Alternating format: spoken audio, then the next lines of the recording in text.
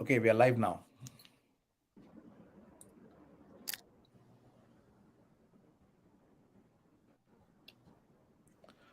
Trustee, can you please play the video? Hey, we are not able to see anything here. Are they moving one by one? Ram, hold on. Okay.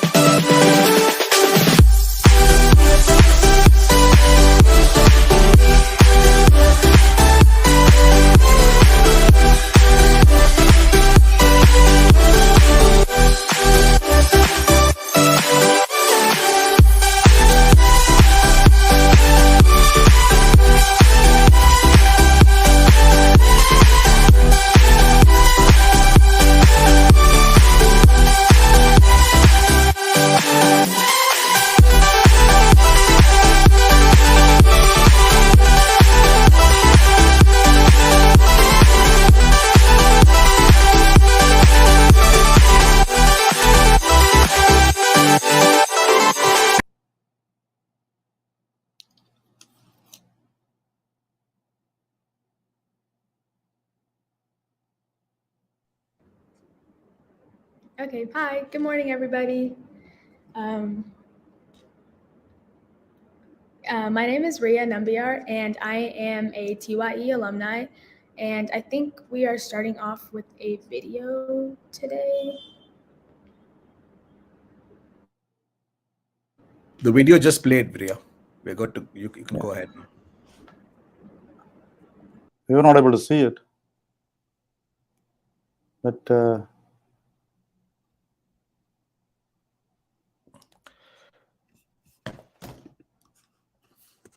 we will not be able to see what is going on the main stage because we are on the backstage.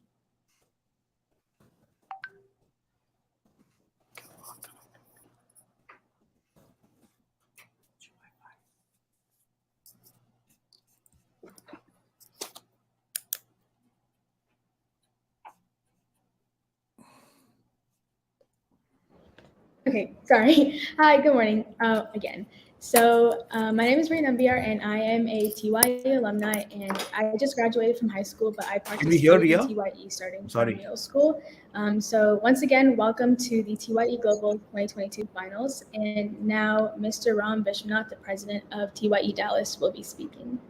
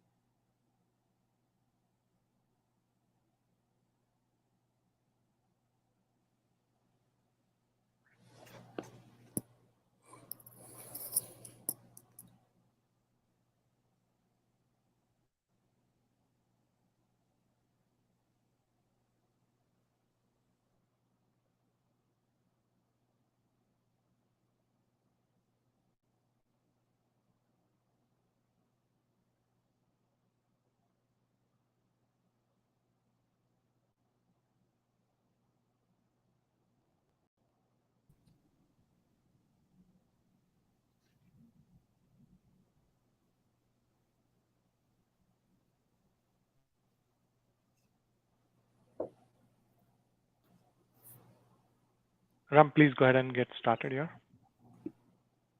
We can hear you. You're talking to me? Yep, Ram, please. We are live. Okay. Hello, my name is Ram Viswanathan, and as president of the host chapter of this year's TYE 2220 program, it gives me great pleasure and it's a true honor to be able to host this finale of the TYE 2022 program. So it's been months of a lot of work from the local team, from the global team, and most importantly, highly motivated young minds from around the world who have competed in their local competitions and in each of their cities, and then come here to the finals. Even though only 6 teams made it to today's finals, we have seen some wonderful, truly wonderful presentations at our local events, and then yesterday at the semi, so to speak. I've seen a bunch of these in the past, but every time I come here to the finals, I'm just blown away by the quality of the ideas, the meticulous preparation, and the confident delivery of these kids. What's especially heartening to see is their desire to tackle some real hard problems that the world is facing today, whether it be food waste, sustainability, and we saw a number of these presentations yesterday. It's just so heartening to see that, and these are topics that brilliant minds from around the world are tackling in debates and conferences around the world. So we ought to be truly proud of our kids in the Thai community. We have in store a wonderful couple of hours today. But before we go into that, I want to welcome Santosh Hurlikopi from Thai Hubli and one of our trustees on the board to say a few words. Santosh? Yes, thank you, Ram. And this is one program actually which kinds of brings us back to our own teenaging kind of area, and we get so inspired by this TYE program. Last many years I have been part of, and at the global level as a Thai trustee on the global, I wish to actually present few slides, but without that also I can speak. If anyone is putting my slides on, or I can go ahead with my talk, Ram. So let me speak only because in the interest of time. Basically, TYE program, everyone knows about it. It's been more than 15, 16 years. And we had wonderful alumni, wonderful programs, and it's going on. So this year, under leadership of mine and the whole bunch of my team, I wish to have a TYE con because we have a lot of Thai cons.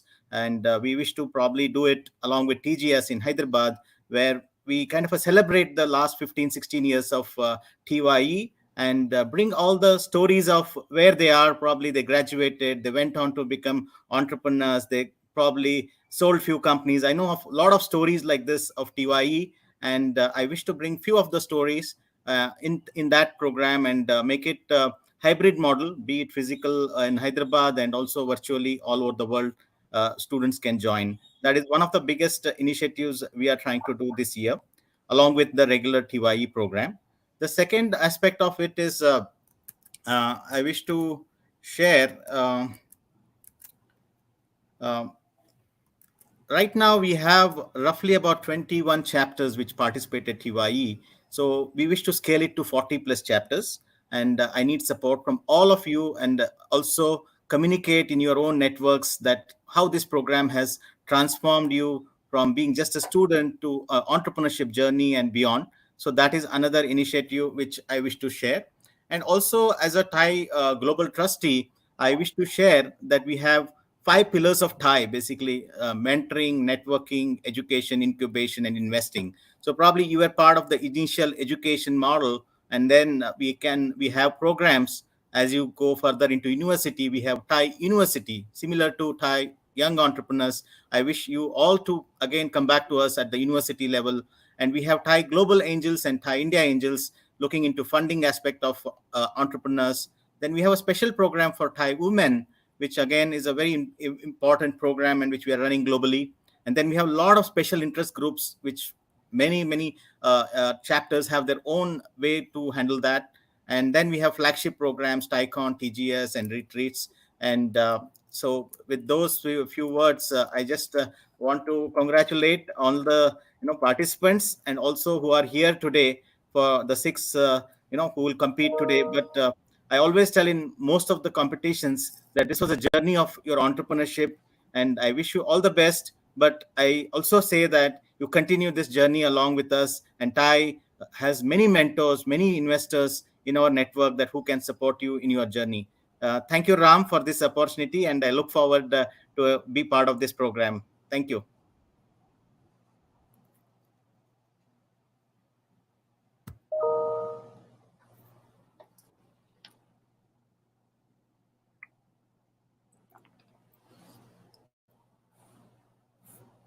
Thank you, Santosh.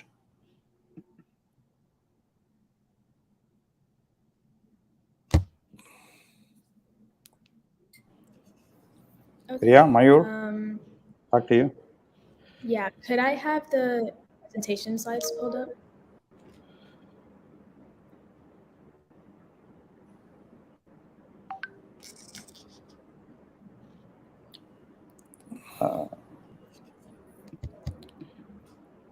Trustee, can you please get the presentation slides on?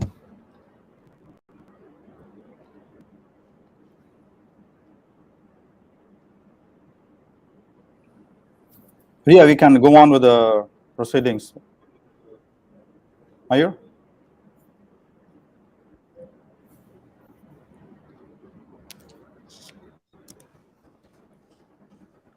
Trustee, next slide, please. Next slide.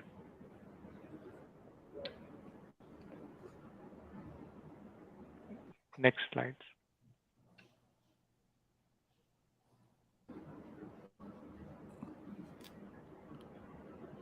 Yeah, please hold it there, Trustee, the judges. Yeah. Priya, please go ahead. Okay, awesome. Thank you. So today our finalist judges will be Mr. Neeraj Bhavani, Ms. Komal Goyal, and Mr. Ravi Brahmbhatt, and each of them have prestigious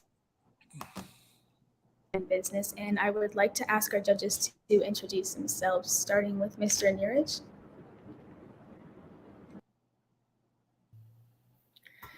Hi, this is Neeraj Bhavani here, founder of a health tech company, and I'm really excited to be here. I have two teenage boys and a girl that's going to become a teenager soon. So they've been through some of the TYE programs, and I always enjoyed mentoring high school kids and just the energy that comes with it. So really appreciate the opportunity for being here.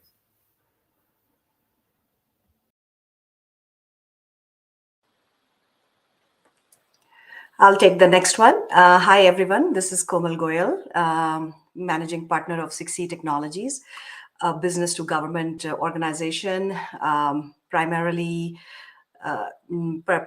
doing emerging technologies for the government. I think that's one space that the government needs TYE all day long.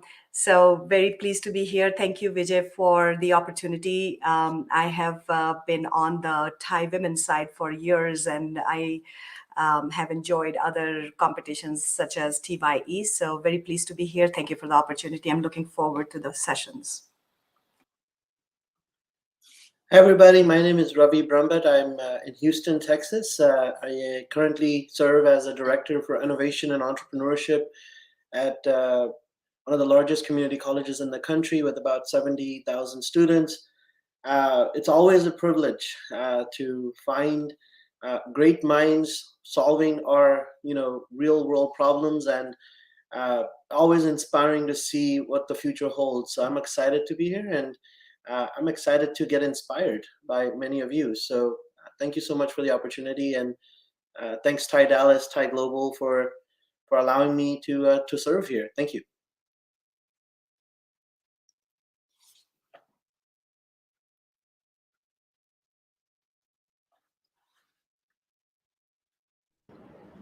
Okay.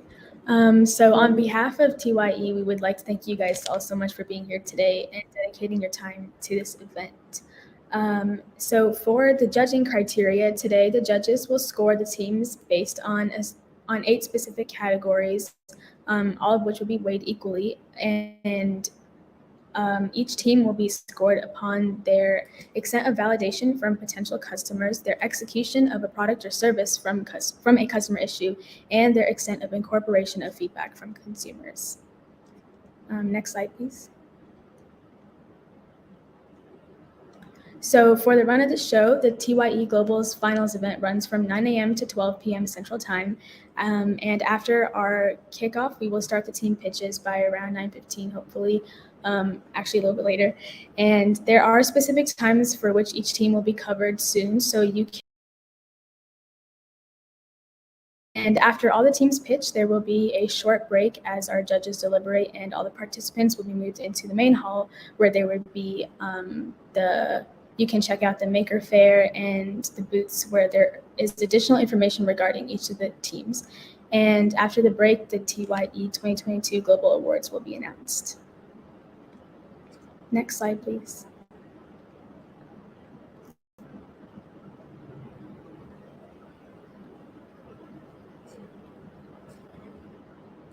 All right, so our finalists today that are competing are Team Seattle, Team Delhi, Team San Diego, and Team Silicon Carolina's Team Valley. And the times for each team are listed next to the title, so if you would like, you can tune in to whenever they are presenting to listen in. And each of the presentations will consist of a 10-minute pitch video and then a 5-minute Q&A session, and then a transition time in which the judges will input their scores. And with that, I would like to wish all of our teams great luck, and let's get started with the 2022 TYE Global Finals. And we will start with Team Odessa from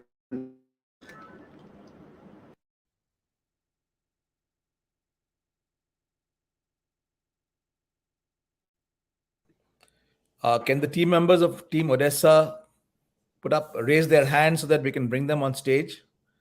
Santosh, Ram, thank you for joining us. You could leave the stage now. Yeah.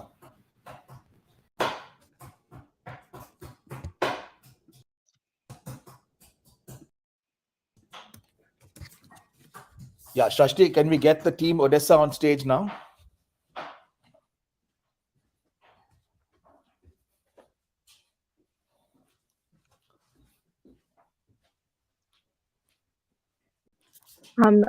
One of my team members can't hear anything right now. Okay. Can you ask him to him or her to raise their hand so that we can bring them online? Would it be possible if they restart their computer real quick? Yeah, please ask them to do that. In the meantime, Isha, so how many team members are going to be there? 2. One of them has connection issues as well. Okay, why don't you go ahead and present, and then we can get him or her to join as the presentation goes along. Is that okay, or they got to be there for the presentation? Okay. Would it be possible if we wait like 1 more minute and then I'll go ahead? Okay, we'll give it 1 minute.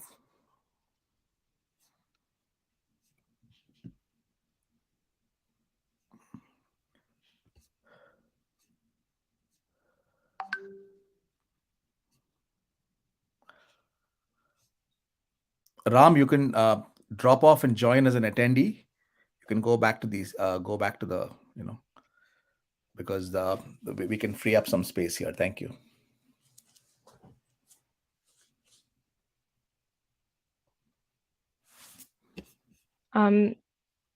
Would it be possible if we go second? The other student needs to switch her laptop.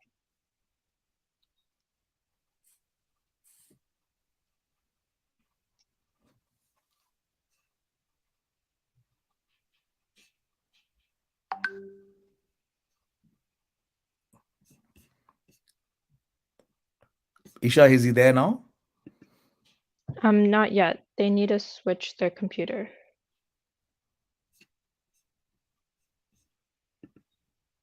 Would it be possible for us to go second? I think all 3 of our team members will be able to be online by then. No, we'll have to just go with the same order because other team may not be ready, Isha, at this point. Okay. So if they're not there, you'll have to just go ahead and do it yourself. We can give it another few seconds, but we're running 5 minutes late already. So can I request you to just go ahead and do the presentation, and Sure. the other members, as and when it's possible, they'll join. So please start now. Thank you.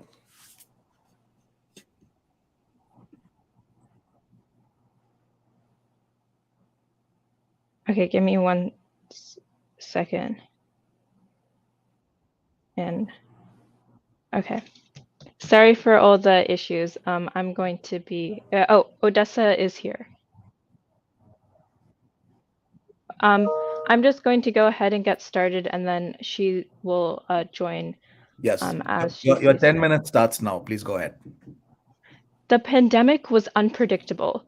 Rising unemployment, virtual school, lack of human connection, but with the hectic, unstable environment raised a defining question. What will we do when faced with change? At home, I heard stories from friends and family discussing rising food insecurity. On the news, undeniable signs of climate change and political debates shedding light on the lack of awareness of environmental issues. Faced with these changes, I wonder, what if I could help educate my community on pressing issues while delving into one of my passions?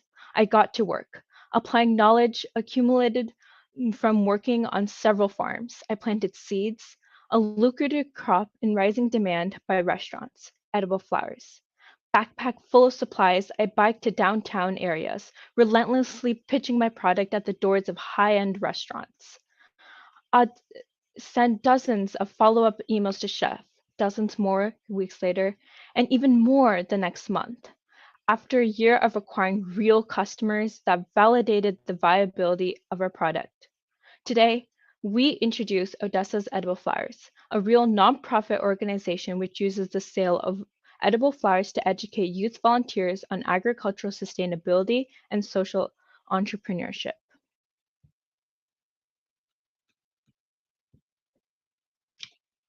Monte and I joined Odessa to help the further growth and development of this business.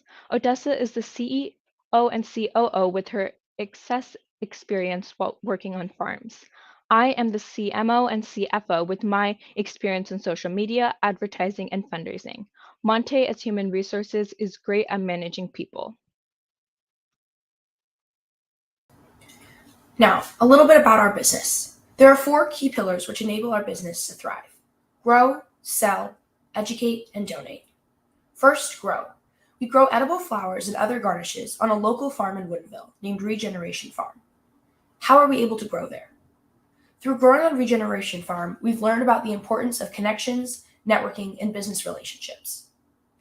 In exchange for offering to help them by developing a marketing plan and helping with research and business development, Regeneration Farm has allowed us to use a fifth of their land at no cost.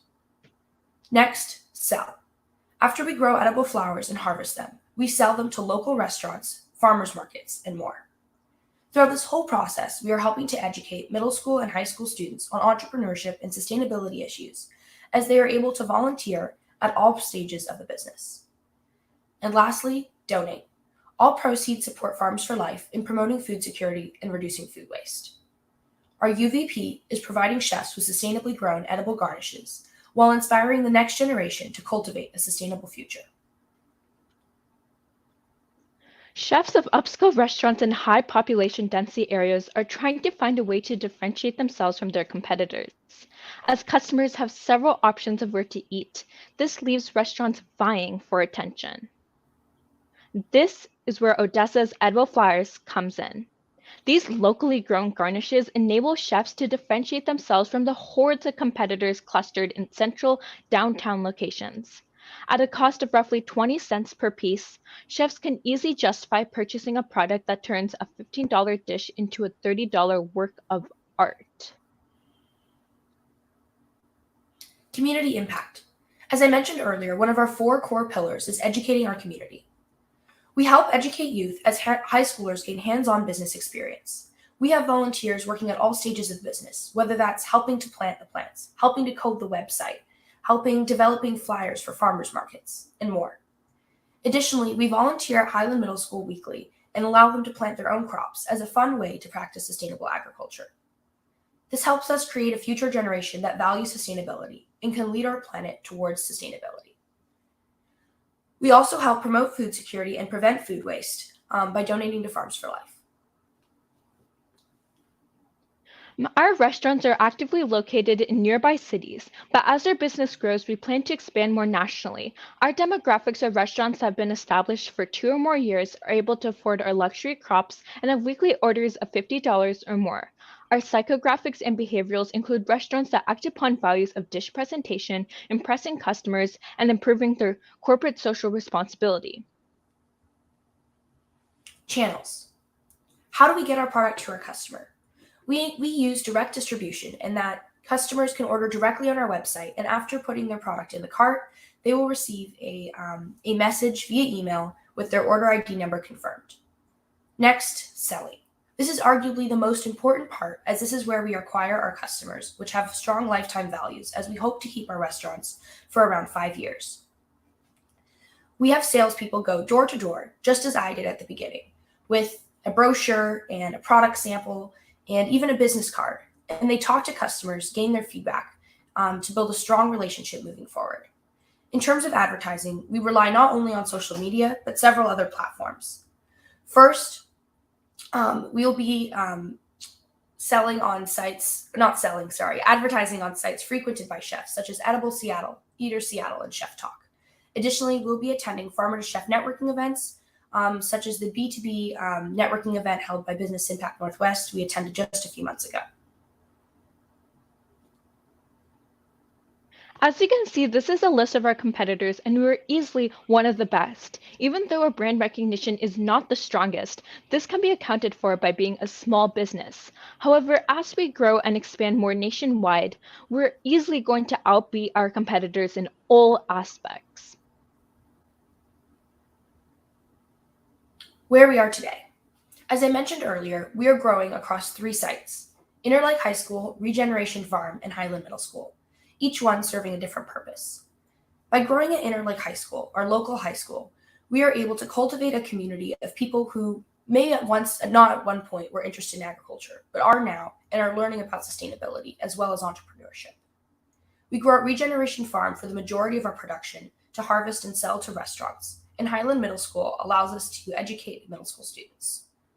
We will be selling at Bellevue Farmers Market this year, as well as a new pop-up farmers market right outside Bellevue Square, through Farm Stand Local Foods, and to over 5 restaurants. We'll also be partnering with the Evergreen Transition Program, which is a program that works with youth with disabilities to help transition them to job skills. By volunteering at our farmers markets, that helps us to sell product, but at the same time helps them to gain valuable job skills, such as working at a cash register and interacting with customers.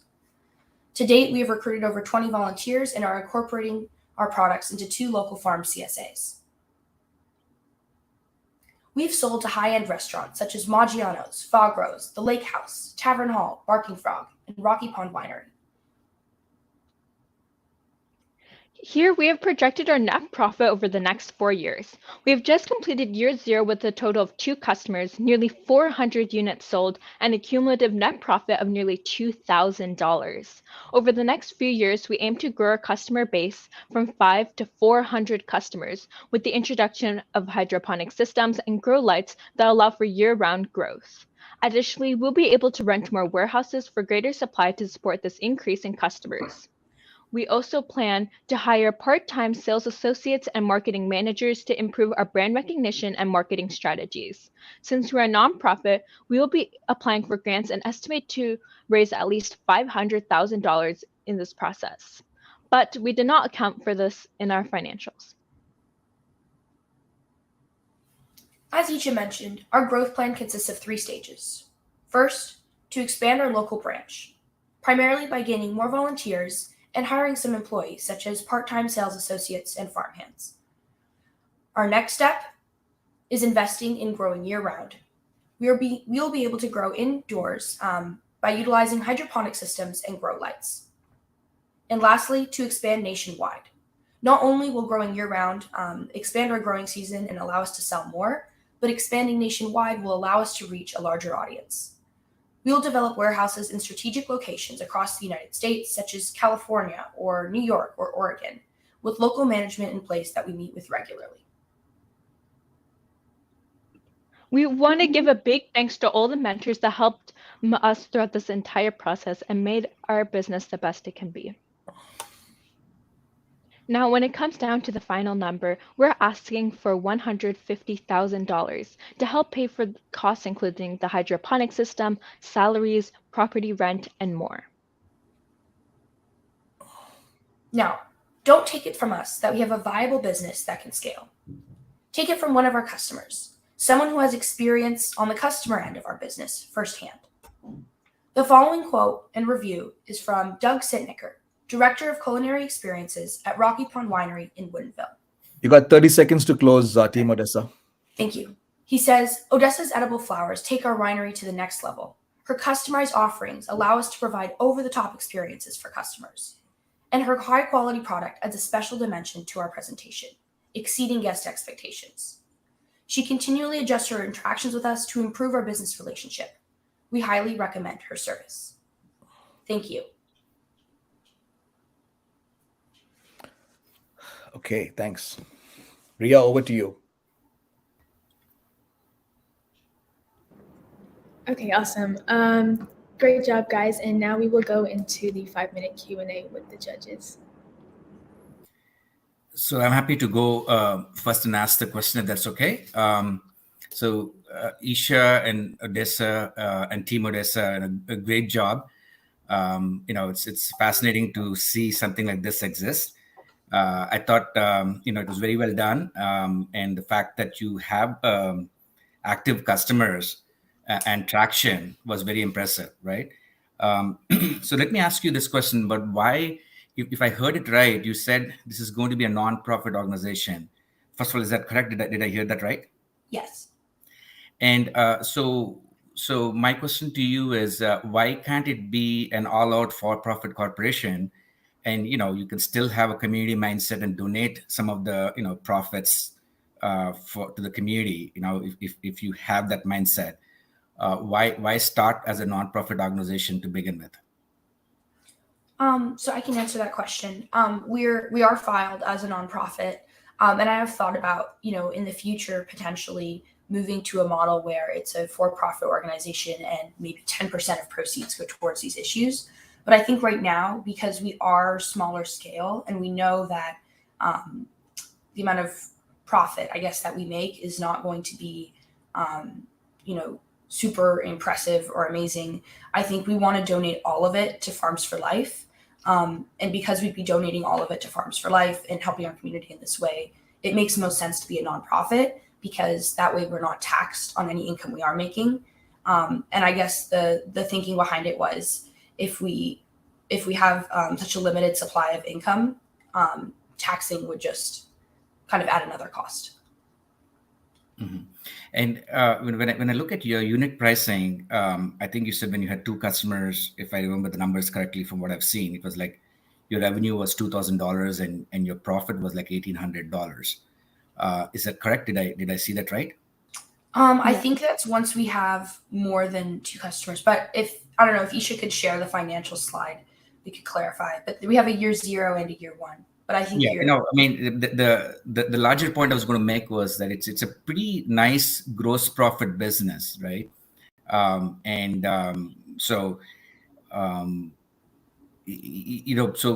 the same time, I feel that the scaling, the amount of working capital that you would need might be a lot more than $150,000. So can you justify why $150,000 would be good enough for you to achieve the scale that you're showing? So I can take that question. As you can see, in year 2, we make a huge investment towards hydroponic systems, sales, and refrigerated packaging, one warehouse nationwide. That's a huge investment. And you can see that we do have a negative net profit here. And with the investment, we're going to be able to not have a negative profit so that we don't need to go into loans, and we'll be able to pay all those expenses while still having extra in order to account for any costs that we can expect at this point. Okay. And one last question was, there was only one company I thought that was a closer competition. I forget the name from the slide. It was Farms something, right? And Rain Dog Farms. And so, and you said that, okay, we're going to outbeat this competition, no problem. And you sounded very confident. I just wanted you to give me a little bit more color on where that confidence comes from. Rain Dog Farms, we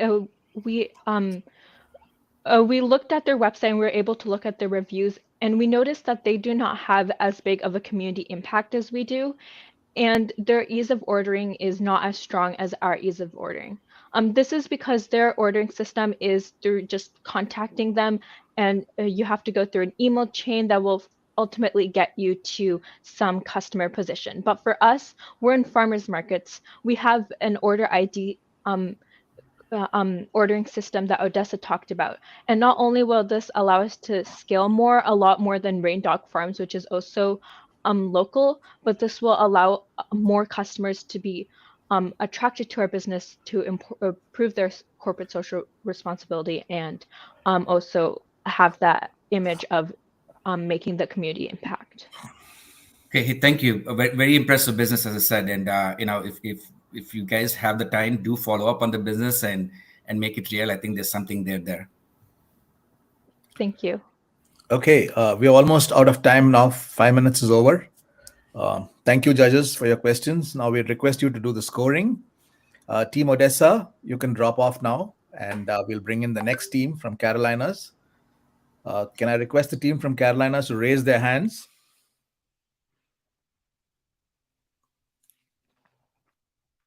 So that we can bring them on stage.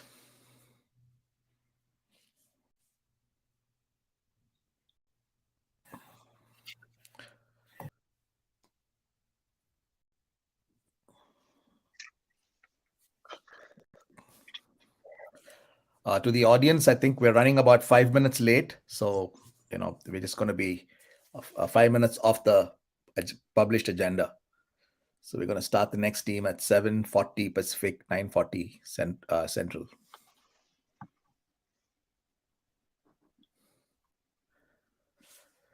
Trustee, do we have the team from Carolinas? Yes, we have Rohan Patel. Okay, great.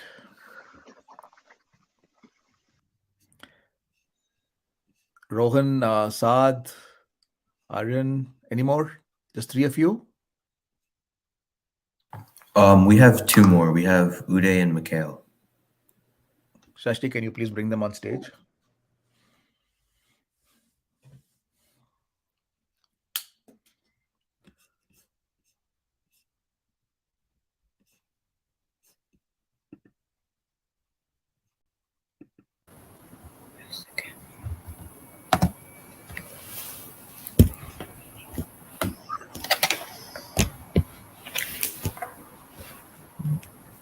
We have 1, 2, 3.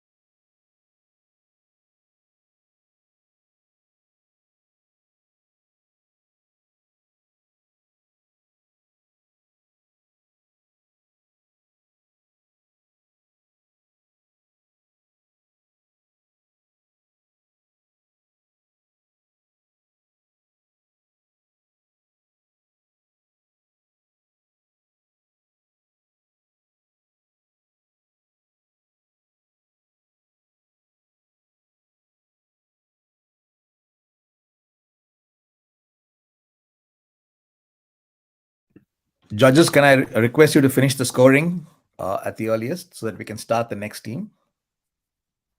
Thank you.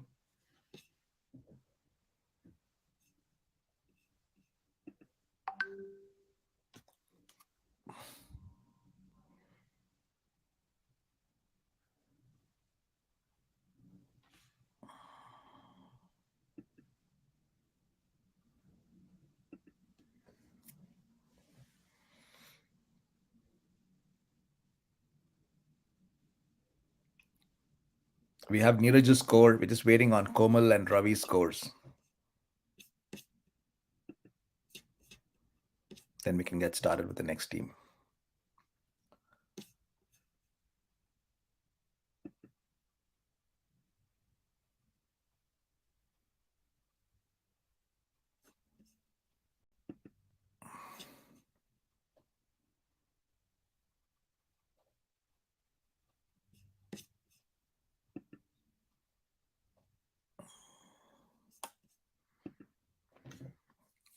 Ravi, you finished? Okay. Just waiting for Komal to finish and then we can get started.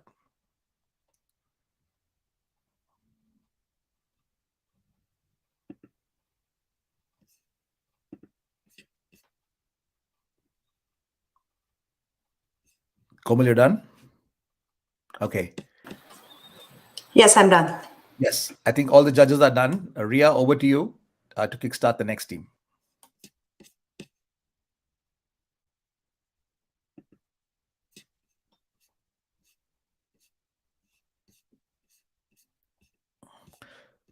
Ria, are you there?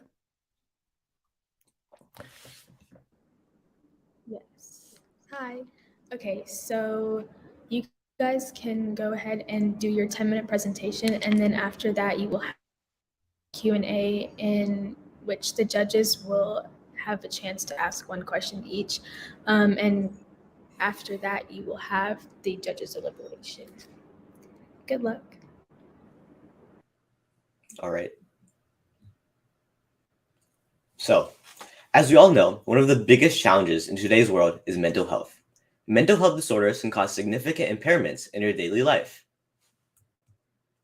Did you know over 46% of high schoolers report skipping meals weekly due to stress?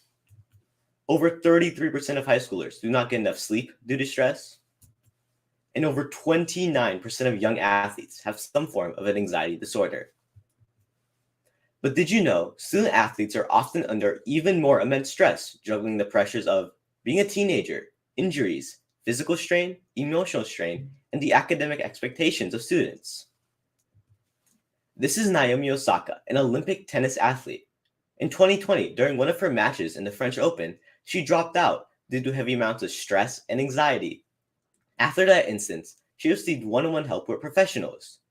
But what about student athletes? Can they receive the same type of help as professional athletes? Introducing Cloud9, an app dedicated to high school student athletes to overcome their struggles and challenges with stress and anxiety. Specialized for each sport with a plethora of techniques, advice, and tips that are non-intrusive, more accessible, more organized, self-guided, progressive, secure, and compliant with regulations. My name is Arun Patel, CEO of Cloud9.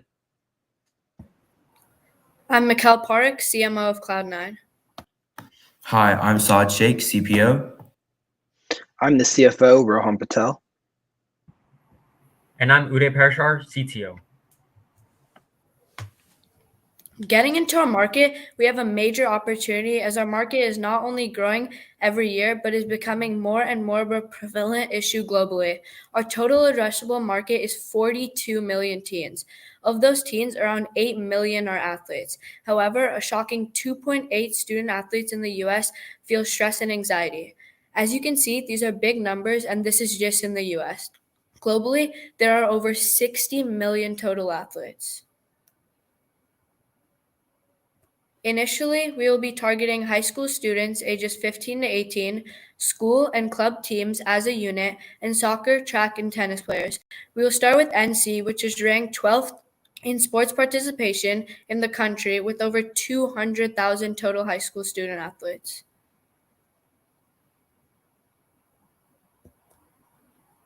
We chose these sports based on data and a survey we collected from almost 400 high school students in our local area schools. As you can see, soccer, track and field, and tennis were the most answered, with football not too far behind. Almost 50% of respondents said they were interested in our product. But we wanted to make sure that our product had professional medical advice and that our solutions were well built within the app. We contacted 8 of the country's best collegiate sports psychologists from many different schools, including Duke, USC, and ECU. These 8 will serve as our advisors, and they will provide guidance on the type of services that the app will provide. Based on their advice, we developed this basic prototype of our product. As you can see, we have a begin button, and the next panel is where the user is able to select the sport they play. Lastly, we have the third panel, and this is the most important because this is where a majority of our content lies. The blue button is where the user is able to access their progress and goals. The emergency button is for users that are having suicidal thoughts or need one-on-one help with a doctor. They will be redirected to the suicide hotline and to other local providers. We'll also have our daily motivational quote of the day and daily survey that the user fills out so we can get a better idea of what they did in the day or how they feel in general. The other features are the ones that are directed closer to the user and different areas of stress relievers. Lastly, our curated videos will be the most sports specific, and our sports psychologists will be in charge of developing and producing these videos. On the left is a picture of our website in which customers can get a better understanding of our company, our mission, and how to contact us. In the future, we plan to make software for computer users, but for now, our website is purely informational.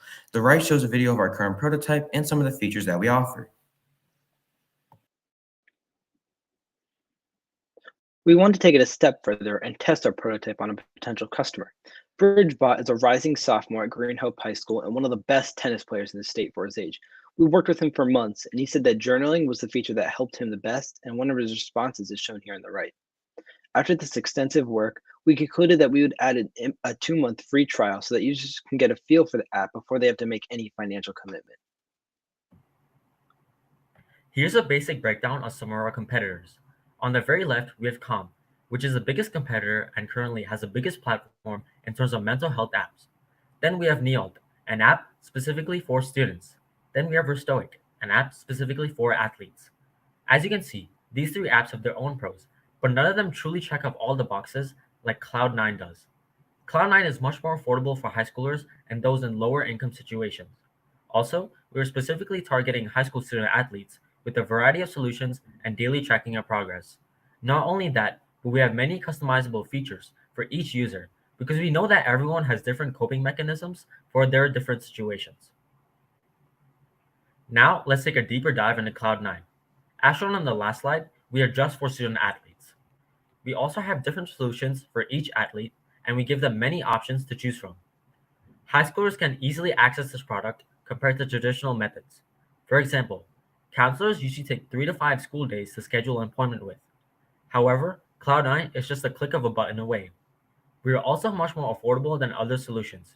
Usually, a therapist costs around $100 to $200 per session, whereas our app only costs $2.99 monthly. We understand that not all high schoolers have a lot of money to spend, so we plan to make sure that our app is affordable for everyone. We also have a personalized UI with feedback and daily personalized surveys. Lastly, our users are able to track their progress and set goals for themselves. Now here's a basic breakdown of our 5-year plan. In year 1, we're focusing solely on developing the app and establishing our platform. We don't plan to sell or make any money, but still be able to get our name out there. In year 2, we officially launch the app and continue building that platform in counties within North Carolina. In year 3 and 4 is where we take a major leap. Year 3, we plan to market to the entire state of North Carolina, and in year 4, we plan to market in the southeast region of the U.S. in states such as Kentucky, Georgia, Virginia, and many more. Lastly, in year 5, we plan to go nationwide, and in the near future, we plan to target global expansion. We'll gradually add more smart options and make sure that we are reaching out to as many different people as possible.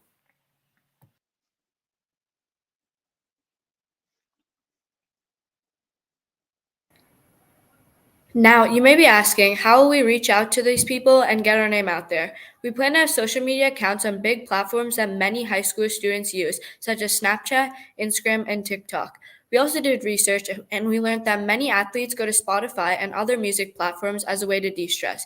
For example, on Spotify, they have a podcast like the De-Stress podcast, in which students can talk directly about their mental health issues.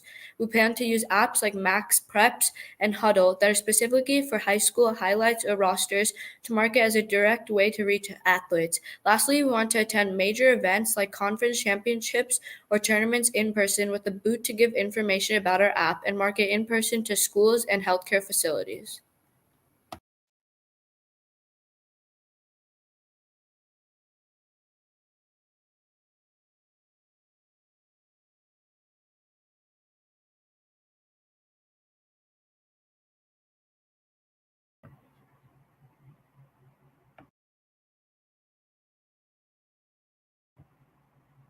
Rohan, you're muted.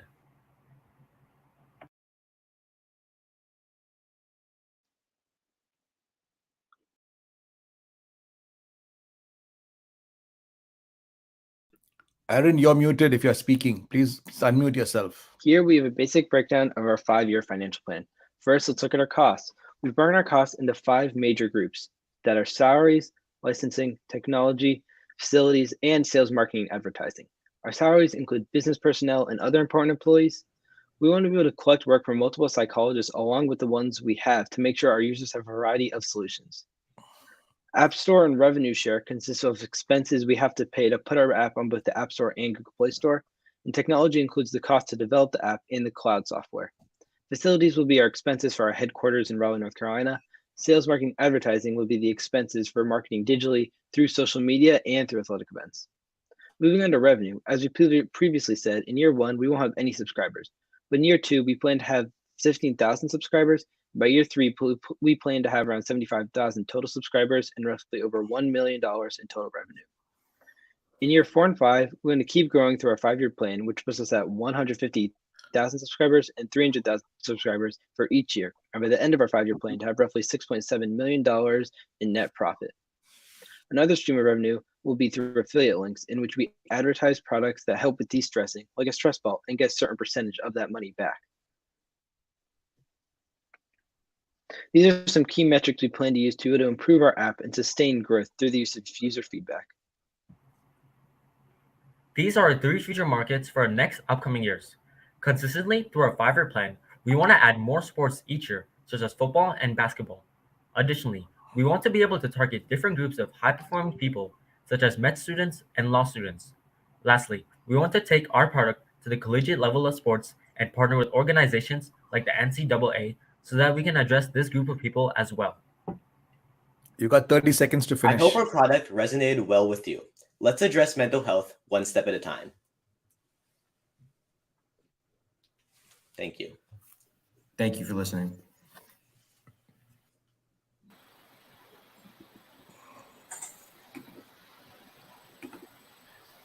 All right, guys, I'll take the first question if it's okay. And great work.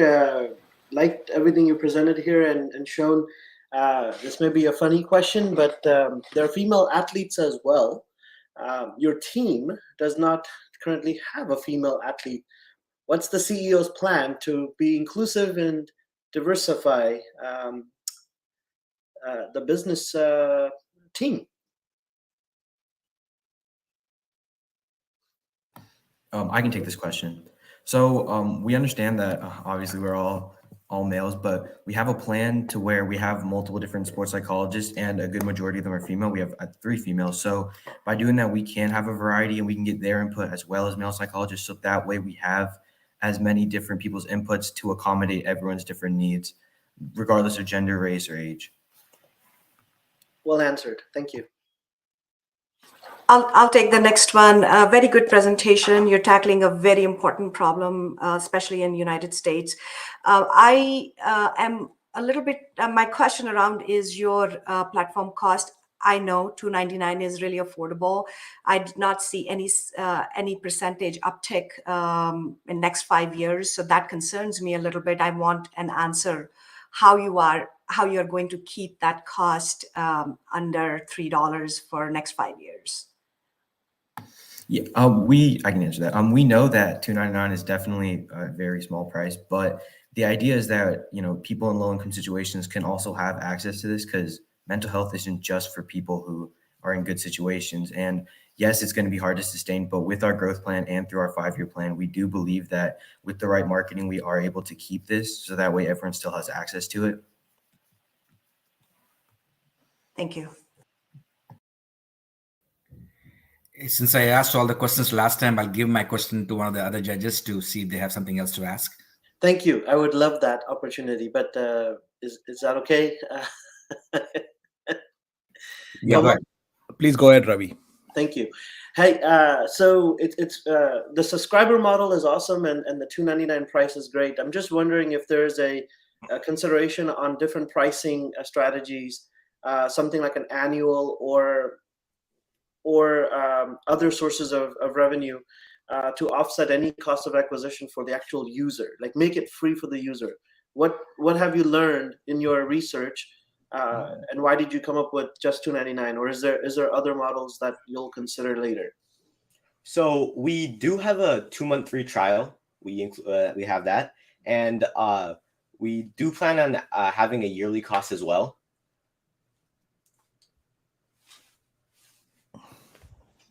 Awesome. Thank you so much.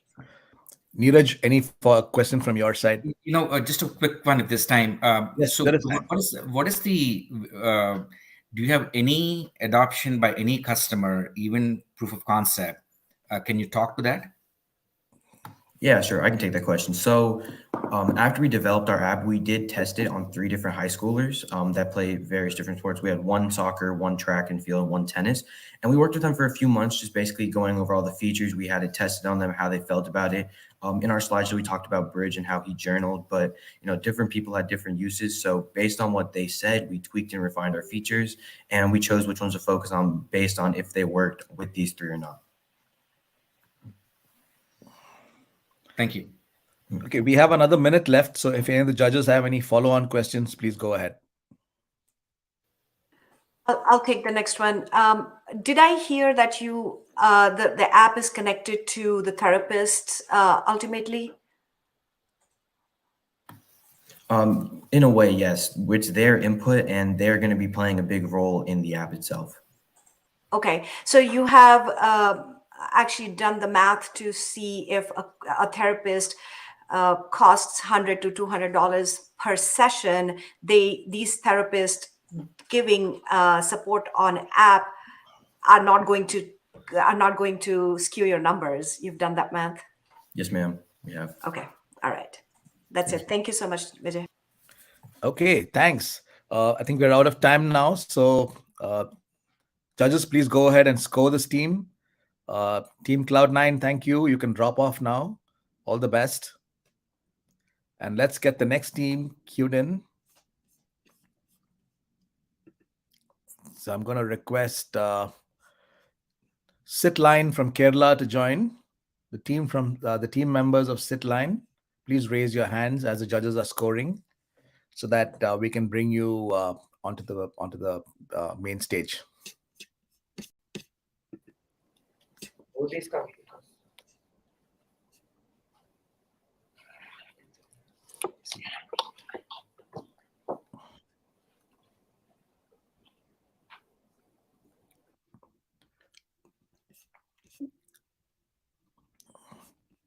I see Aditya Dinesh is already here from Sitline. Are you the only team member, Aditya, or there are going to be others joining? All of you are in the same room? Okay. So we'll be also having Dakshina. Okay. Can we do a quick sound check just to see if there's... Sure, sir. So can you just... Yeah, can you guys just speak? So are we audible? Yes, you are. There is a little bit of feedback, but you are audible. Okay. And is somebody going to bring up your presentation?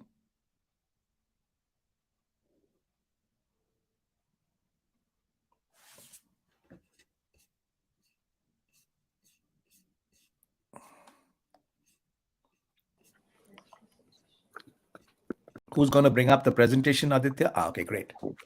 So Dakshina has brought up the presentation. You might want to take it to full screen mode, Dakshina.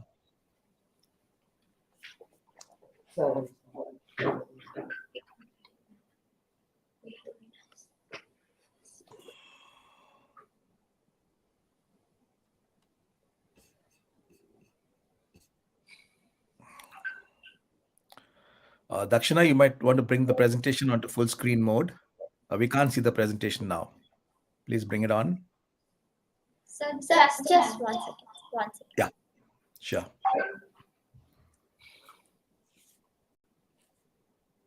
Great. Fantastic. You guys are all set. We'll wait for the judges to finish the scoring, and then we'll get you started. Sure, sir. So Ria, yeah, sorry. Go ahead. Were you saying something? No, okay. You're muted if you're speaking. You're muted right now. You need to unmute yourself.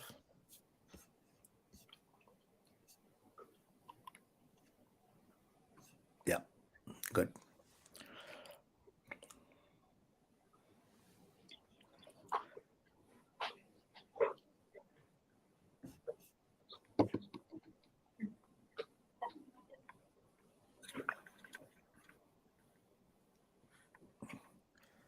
Okay, there's a request that you use the headphone and in Dakshina system, otherwise there'll be an echo.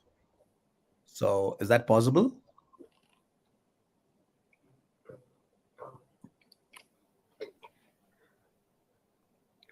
Can you speak again? Let's see if there's an echo.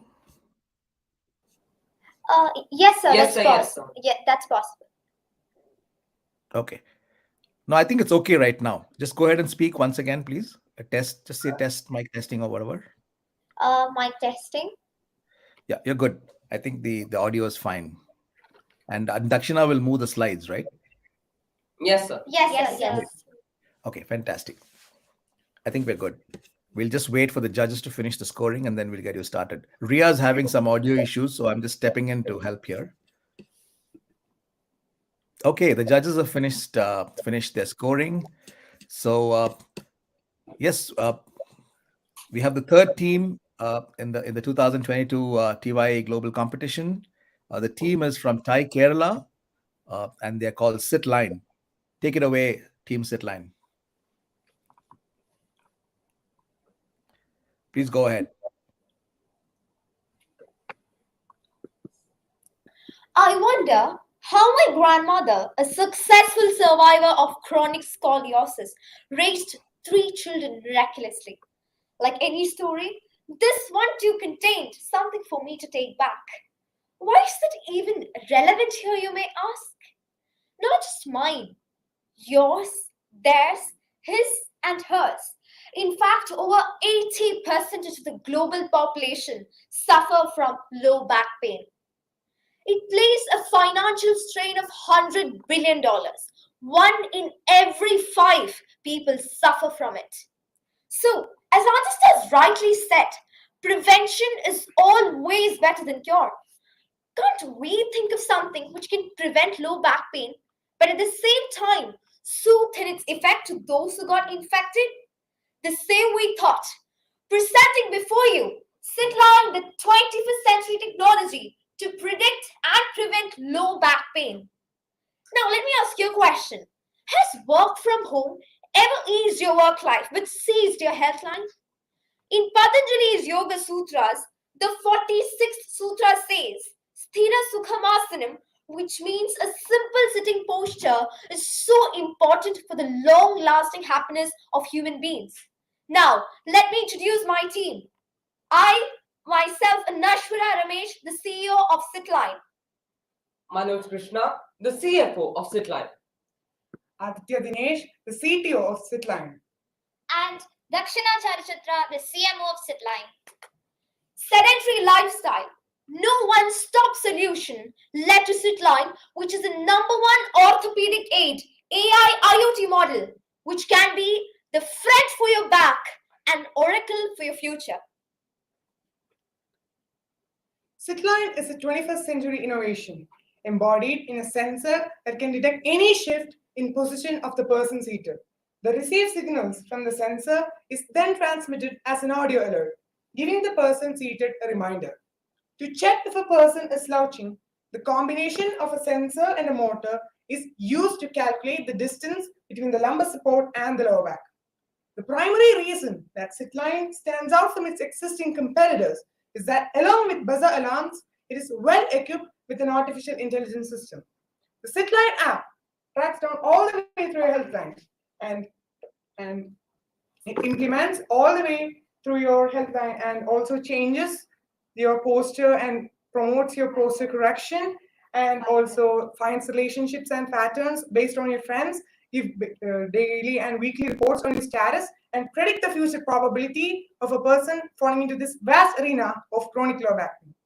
A Wi-Fi module is used to store data in the cloud and then worked upon by the AI to discover the relationships and identify the trends. Sitline is no rocket science. Despite having a simple and efficient model, the authenticity of the mechanism is what makes it shine. It is really user-friendly, so it focuses on customer convenience. A switch is installed on to control over it to turn on or off the system. To add on, SITline comes with rechargeable batteries that can be recharged by using your mobile charger, which makes it even more sustainable. It comes with expandable jaw mechanism that helps in easy installation on any office chair. Last but not least, the all-in-one SITline app tracks down all the way through a health line and offers a standard 5-year software update. We improvised the initial model through a constructive consumer survey and changed the Bluetooth module to Wi-Fi module and introduced a comprehensive app. In the global population, almost 18% are suffering from chronic low back pain. This can be due to varied reasons like wrong posture, unscientific design of the chair, or any pre-existing illness. Through desk and field research, we found out that even though the majority of the existing victims are adults, adolescents do share 30% of it. This redefined the way we saw our market. SITline aims for being a support for your future health as well. It not only targets the sufferers, but also those who have a higher chance of falling into this category. The ITES, the IT professionals, the BPO workers, and obviously the most in need of these times, students.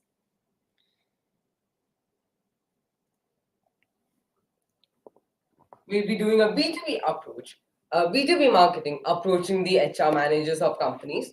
And to increase our sales, we'll also be doing B2C marketing through our online stores. Being multi-purpose, cost-effective, and resource-efficient, SITline ensures improved quality of life and makes it paramount by being a key to Blue Ocean strategy. SITline may be a hindrance to the laborers, a friend to the controllers, and a foe to the workers, but that is not our selling point. Now coming to financials. The selling price of a product is around $25 and we'll be having a profit margin of 48%. Fixed costs include rent, equipment maintenance, overhead charges, and wages, while the cost can vary for raw material and production. During the first year, we are estimating a turnover of $100 to $2,000. Our total expenses are expected to be around $112,000, including R&D. During the second year, because of more customers, we'll be estimating a revenue of $165,000. Our expenses will amount to $124,000, and we will be having a profit of around $41,000. In the third year, we will be having a revenue of $232,000. We estimate our expenses to be around $140,000, and we'll be having a profit of $93,000. To be socially responsible, we are recruiting workers from the underprivileged community and hamlet of Trivandrum, Kerala, which was ranked as the state's most vulnerable hamlet by the Deprivation Index. Now, pause for a second. What we are witnessing now is reverse evolution, making prehistoric cavemen more similar to us. Not now, not today, not ever.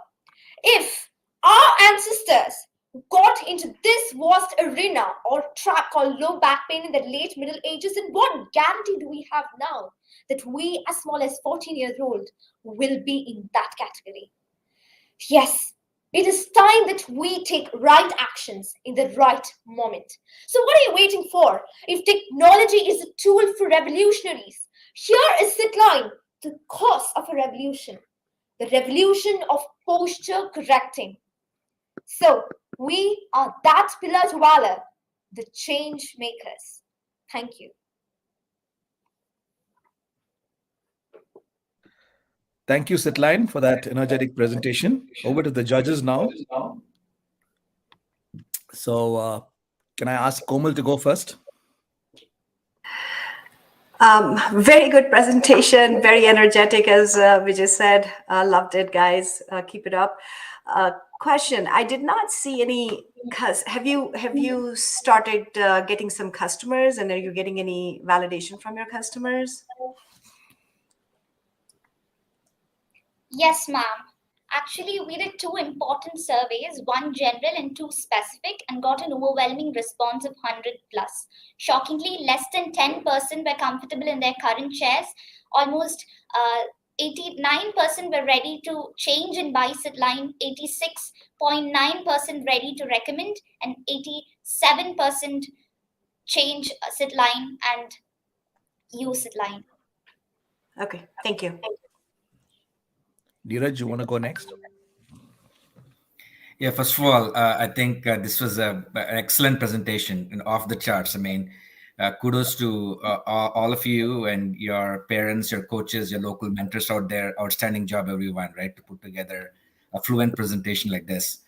My only question really is, when you did the pricing, what kind of analysis and thought process went behind that pricing number? So actually, our cost price as a company to make one unit, it will cost around $20, $20 US. But then since we are cost effective, we thought of increasing only by a little percentage. That's why around 25% is our selling price. We are actually mission driven and not money driven. That's why we have kept our product really low cost. Unlike our competitors, Upright, which is really costly. Yes, so that's our plan as our agenda. Have you done any research on competing products and pricing? Yes, sir. Simo will be able to answer that. So, yes, sir. So we did a competitive analysis, and what we noticed is that we have primary competitors as well as secondary competitors. Under our primary competitors comes the newly brought technology, latestly brought technology like Upright and CSUR, which are similar products which aims at correcting the posture. Under our secondary competitors comes the chair manufacturers like Herman Miller, Steelcase, etc. So to add on to what a very reputed CMO said, so we have done 2 types of study. First one is a market research study where we thoroughly studied who are all our competitors, and then we went on to studying our material cost and manufacturing cost, and then we came to a conclusion that we should not be money driven because our mission was to eradicate that chronic low back pain, which has affected the most of our population, and it has taken a greater toll on our population. So what we did is we thought of reducing our cost price in the first initial years because because we have to make ourselves project and therefore make others also know that if there is a will, there will be also a way to any such missions. Thank you. Thank you. Ravi? Thank you. As everyone has said, the energy of the team and the way you carried yourself really well. Good job. Quick question: there are lots of types of chairs in the office space, and you've got a nice little design prototype that's sitting on the chair there. Just wondering, are you intending to do more research around these types of chairs and how it fits? I've heard you said you collected 100 customer surveys. I'm just wondering if you've done any legwork on what is the most common type of chair and what type of products can you build on that chair. So just wondering that question, and then the reason I'm asking that is I'm wondering if you could IP your solution to a large chair manufacturer. Just thinking that for like the future, if that's part of your strategy. Yes, sir. So actually, our product Sitline is capable of fitting in any chair. It's really universally compatible and can be fitted into any chair. But the main focus that we are aiming our direct customers are the IT professionals. So naturally, the chairs that we will be showcasing will be ergonomic chairs, recliners. But it can be equipped in any chair. It has expandable jaw mechanism, which enables it to fit into any chair. And we will be doing further research. We haven't really brought it into the market yet. Once we step into the market, we will definitely be trying. We will have a test phase first, test marketing done first, and we will check with the customers. We will give the product a few products for free. You're And then, completely out of time. 5 minutes over. Thank you. thank you, sir. Thank you. Thank you, Thank sir. you. Thank Thank you. you, sir. Thank you so much. Okay. Judges, please go ahead and score the team while we bring up the next team. Our next team is Detector Clip from TYE Delhi. So can I request the team members of Detector Clip to identify themselves, raise their hands so that we can bring them onto the main stage.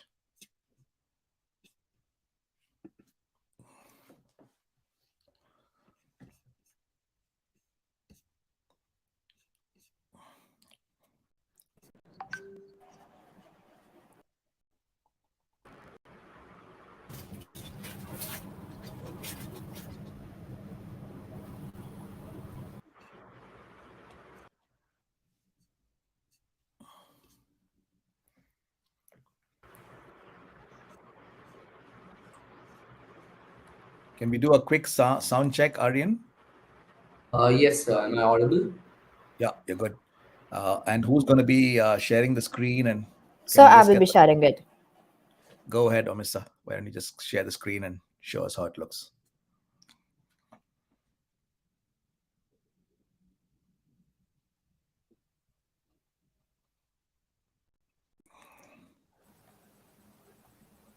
Great. You're all set. And are all three of you going to be speaking? If you want, there are four of you, is it? Okay. So Takshi, you just want to do a quick sound check in case you're going to be speaking? Sure, sir. Am I audible? Yeah, you're good. And we have Akshun. Do you want to do a quick sound check? Sir, am I audible? Yes, you're good. All four of you are good. We'll wait for the judges to finish the scoring, after which Sir, we'll get there you are guys. 5 participants. I'm the 5, one. okay. Oh, okay. Sorry, I missed somebody there then. Can we? It's okay. Ananya? Okay, we've got your sound check too. You're good. Thanks. Thank you.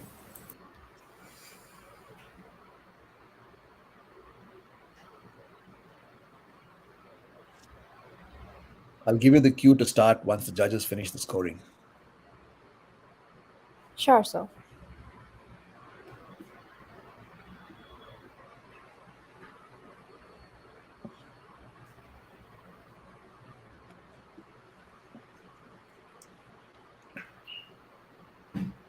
Our MC for the day was Ria Nambiar from TYE Dallas. She's a TYE alumni.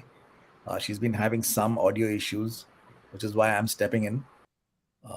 So, we really wanted the alumni to run this program, but sometimes technology doesn't cooperate. So I'm jumping in just because she's having some audio issues.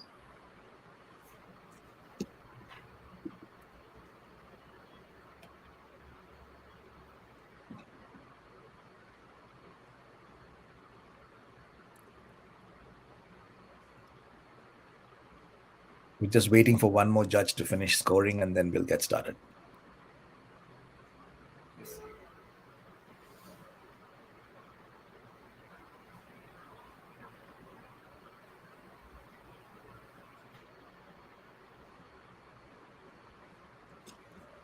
And while the judges doing the scoring, I just want to talk a little bit about our online scoring tool. So everything is online.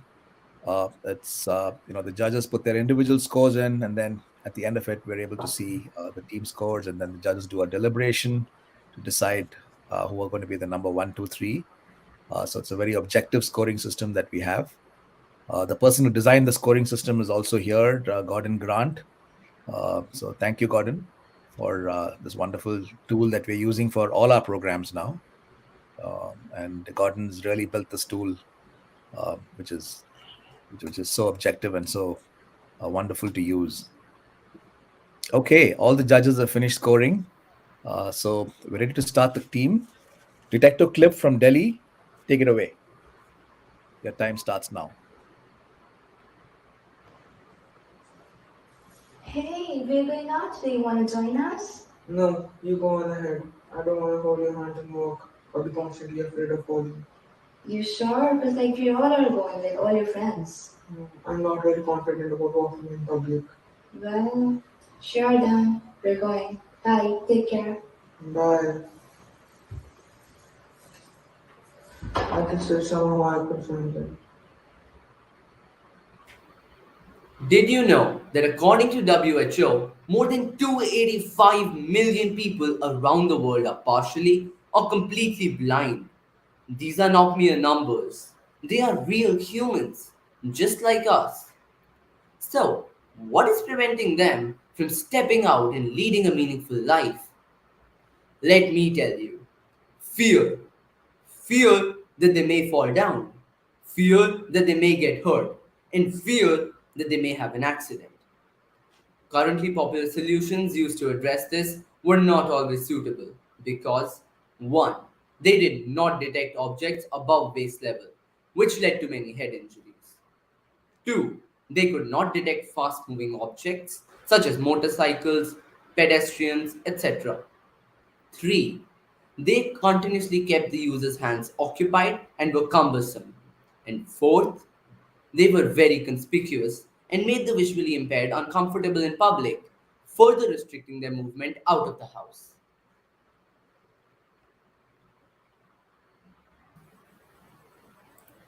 To truly understand what was needed, we visited the Blind Relief Association and the Blind People's Association.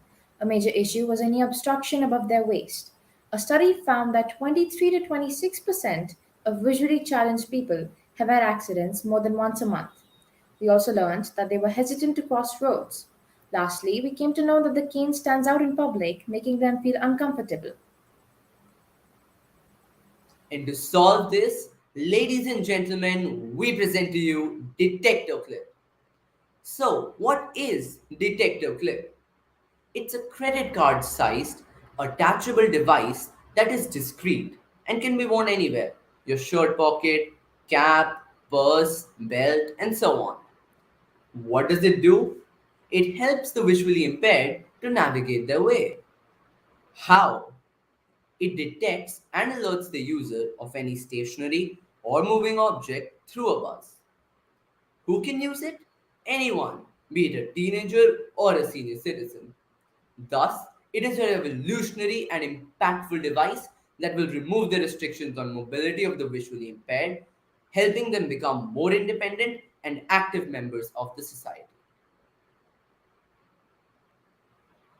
We found that in the age group of 13 to 30 years, 93% wanted to try the product. The older ones were a little apprehensive. Of those, 97% felt it was better than any other aid they had used so far, and 79% were ready to buy if the price was right.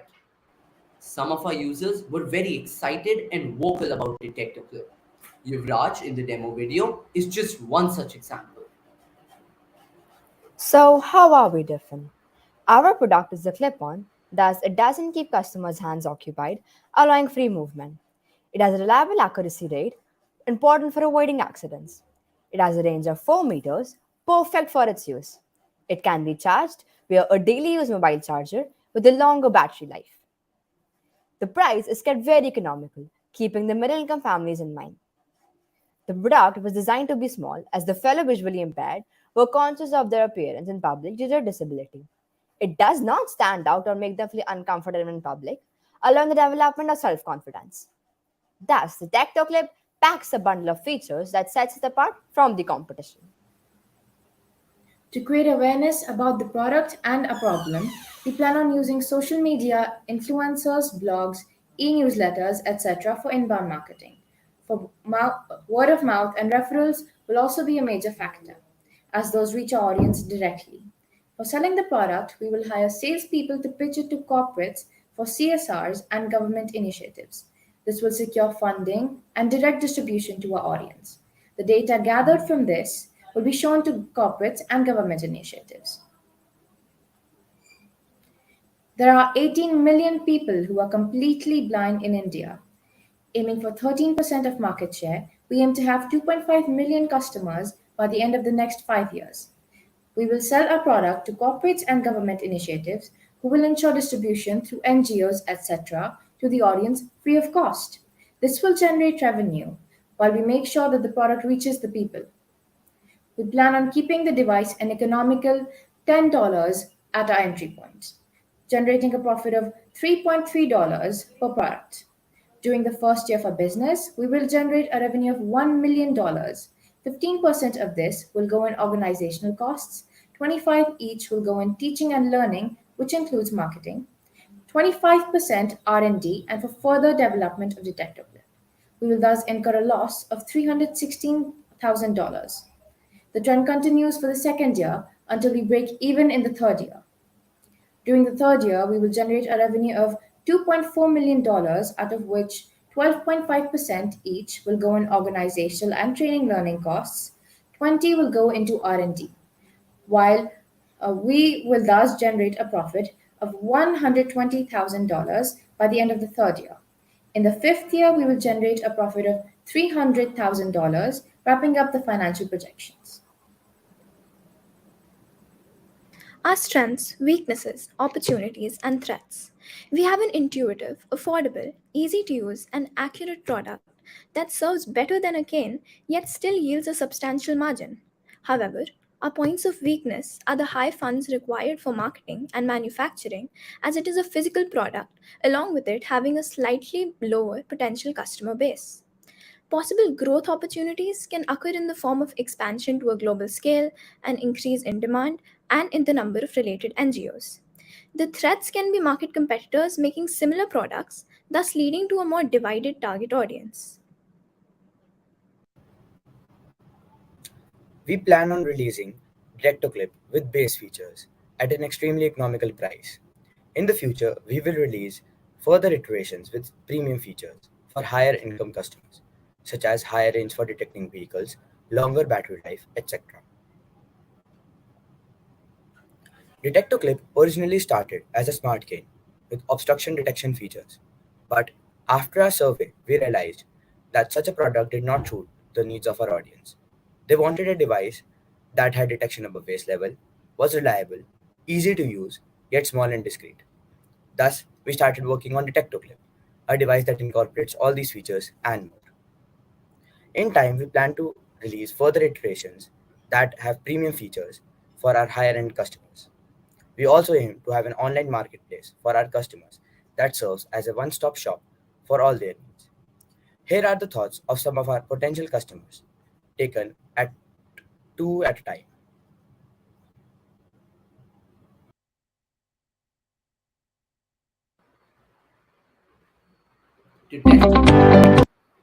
To test Detector Clip's efficiency, the video was shot in real time with no noise cancellation to check the efficiency of the alerting system.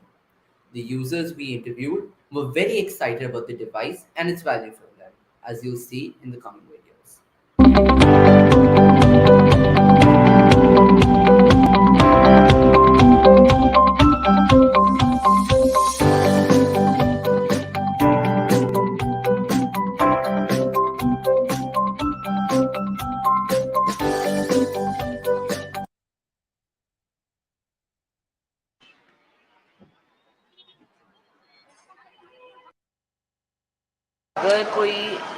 अगर कोई ऐसा device होता जो आप मान लो अपनी belt पे लगा सकते हैं या फिर आप अपनी शर्ट की पॉकेट में लगा डाल सकते हैं और आप जैसी किसी चीज़ के सामने आए तो वो आपको एक आवाज़ से बता दे कि कोई चीज़ आपके सामने है, बस मतलब एक ऐसे बी करके साउंड, तो वो मदद करेगा क्या आपको? ये ऐसा है, इतना सही। अच्छा, तो इतना छोटा सा डिवाइस, क्योंकि हमने बोला कि वो ऐसे बड़ा भी है साथ ही, तो ऐसे इतना छोटा सा डिवाइस बेहतर रहेगा। जी हाँ, ये तो काफी अच्छा है, जैसे कि हम अपने पॉकेट में डालते हैं। हाँ, तो बहुत अच्छी बात है। तो आप चाहे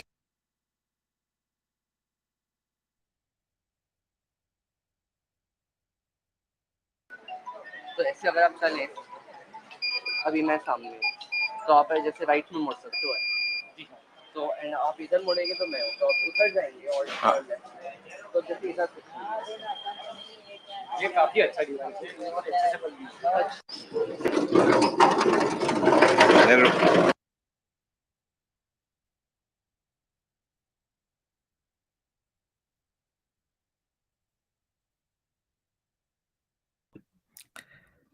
Thank you, team Detector Clip. Does that complete your presentation? Yes, sir. Yes, sir.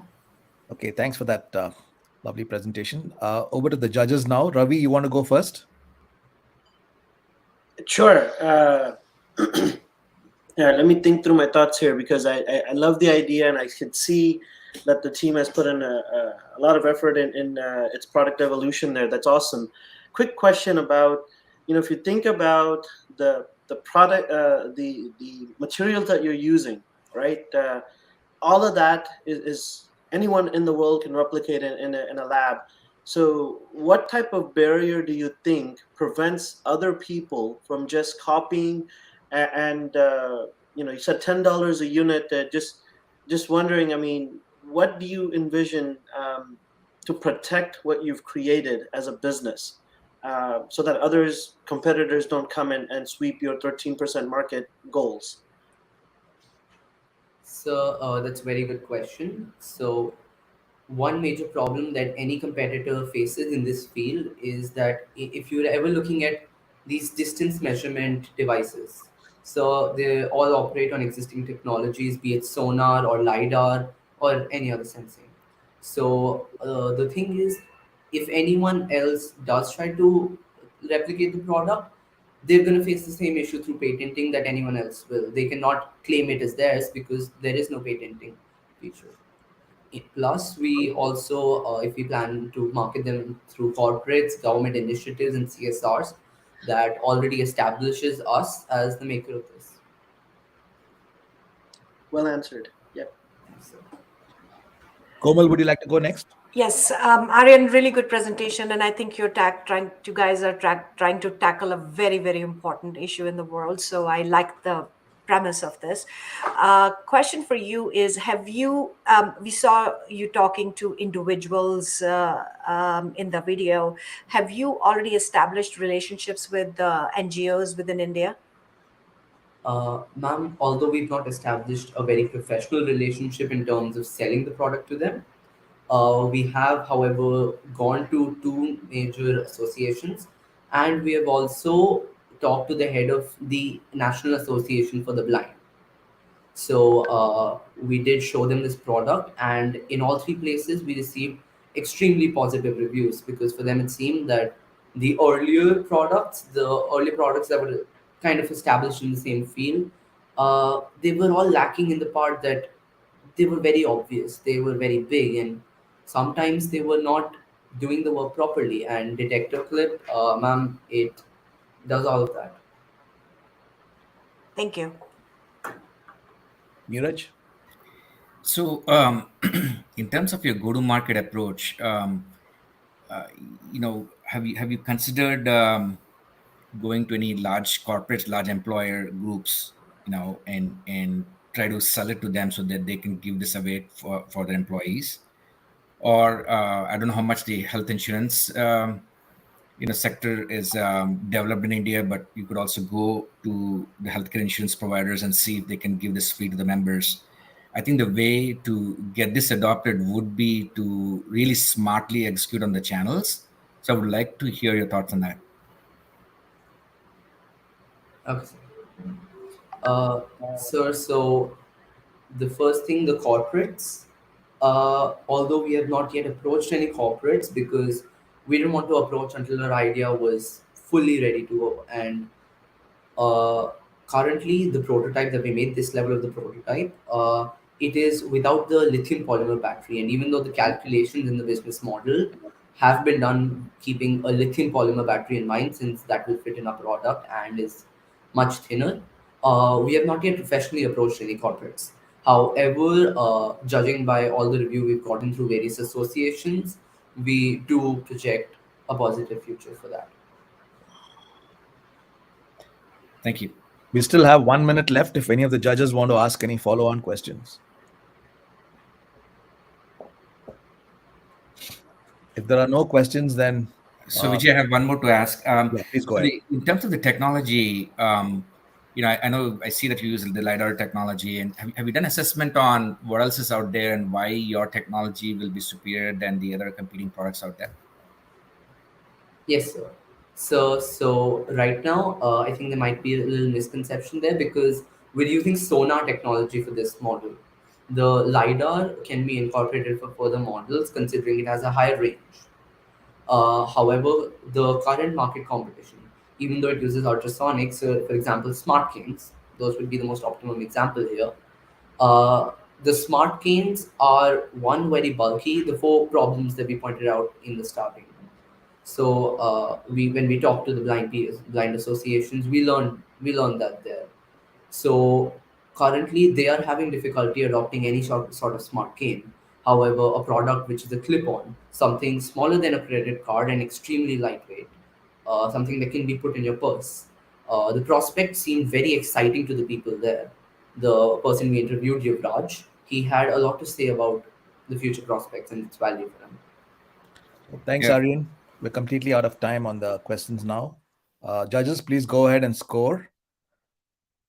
Also, I want to get a quick feedback from all of you. Should we take a 5 minute bio break at this point, or should we just go ahead and finish the next two teams? I would say we need to take a bio break, 5 minutes, please. Okay. So once you finish the scoring, we will take a 5 minute bio break, and we will come back at basically we'll come back at 10:45 a.m. Central Time or 8:45 a.m. Pacific Time or 9:15 p.m. IST. So for the audience, we'll reconvene back in about 8 minutes at 8:45 a.m. Pacific Time, 10:45 a.m. Central Time. Judges, please go ahead and finish the scoring, and then you can take the bio break. Thank you.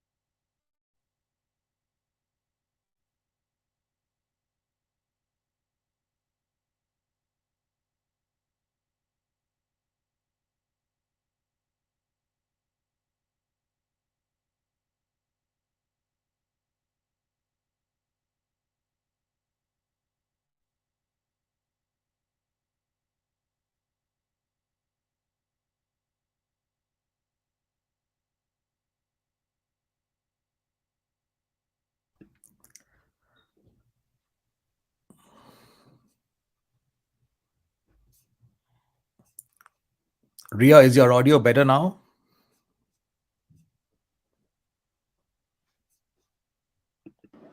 Yeah, I can hear you.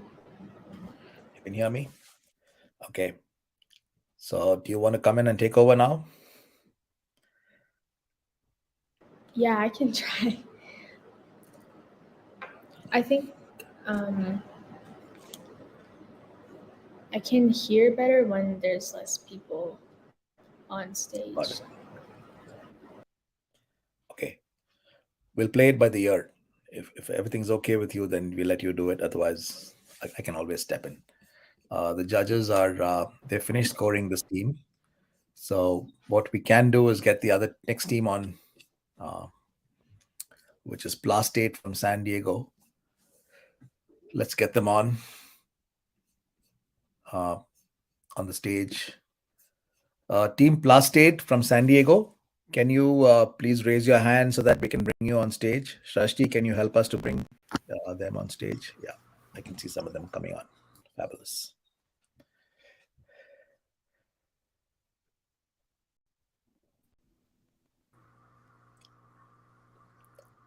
Duty, do you want to do a quick sound check?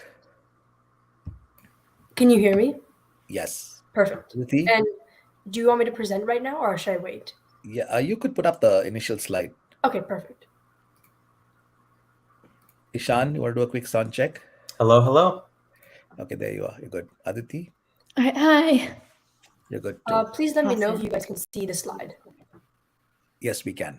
Okay, cool. Just 3 of you on the team? Yes. Fabulous. Okay. You guys are good to go. We'll just wait for the judges to come back and we'll probably another 2 or 3 minutes we'll start. So, Okay. Yeah, and Duty, if you can't click hide, there's like a little pop-up. Yeah. Okay. Okay, great. And we've got Ria also back here now, who's going to be emceeing and introducing you guys and taking it forward. So, Ria, you're all. Oh, it's the floor is open now to you. It's all yours. Okay, awesome. Are the judges done scoring? They've done scoring. I think they're just taking the little break. So once we have them back, Okay. I think Ravi is back here. I see him. And we just wait for Neeraj and Komal to come back before we start. Hey Vijay, I'm so inspired by these kids. I brought my own kid to watch them. So good job to the team so far, and just the fact that these students are working on such real problems, and the solutions are so fitting. I'm just again, I came in wanting to be inspired, and I am inspired. I'm bringing my kids to watch. So good job to the planning team and the effort at TYE. This is exciting. Thank you. Yeah. No, Ravi, whenever I've attended the TYE Globals, I've always come back inspired. So I'm not surprised that all of you are feeling inspired here. Neeraj, you're back after the break. You're good? Yeah, I'm here with you. Okay, great. We'll just wait for Komal to confirm that she's also back, and then we can start. I'm back, Vijay. Oh, thanks, Komal. Ria, over to you. Please introduce the team and take it forward.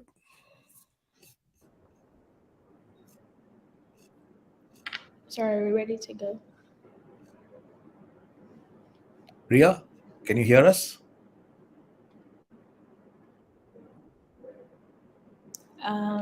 Yes. All right, so now we have our 5th team of the day for finals. This is Plastate from San Diego, and you guys can go ahead and begin your 10-minute pitch.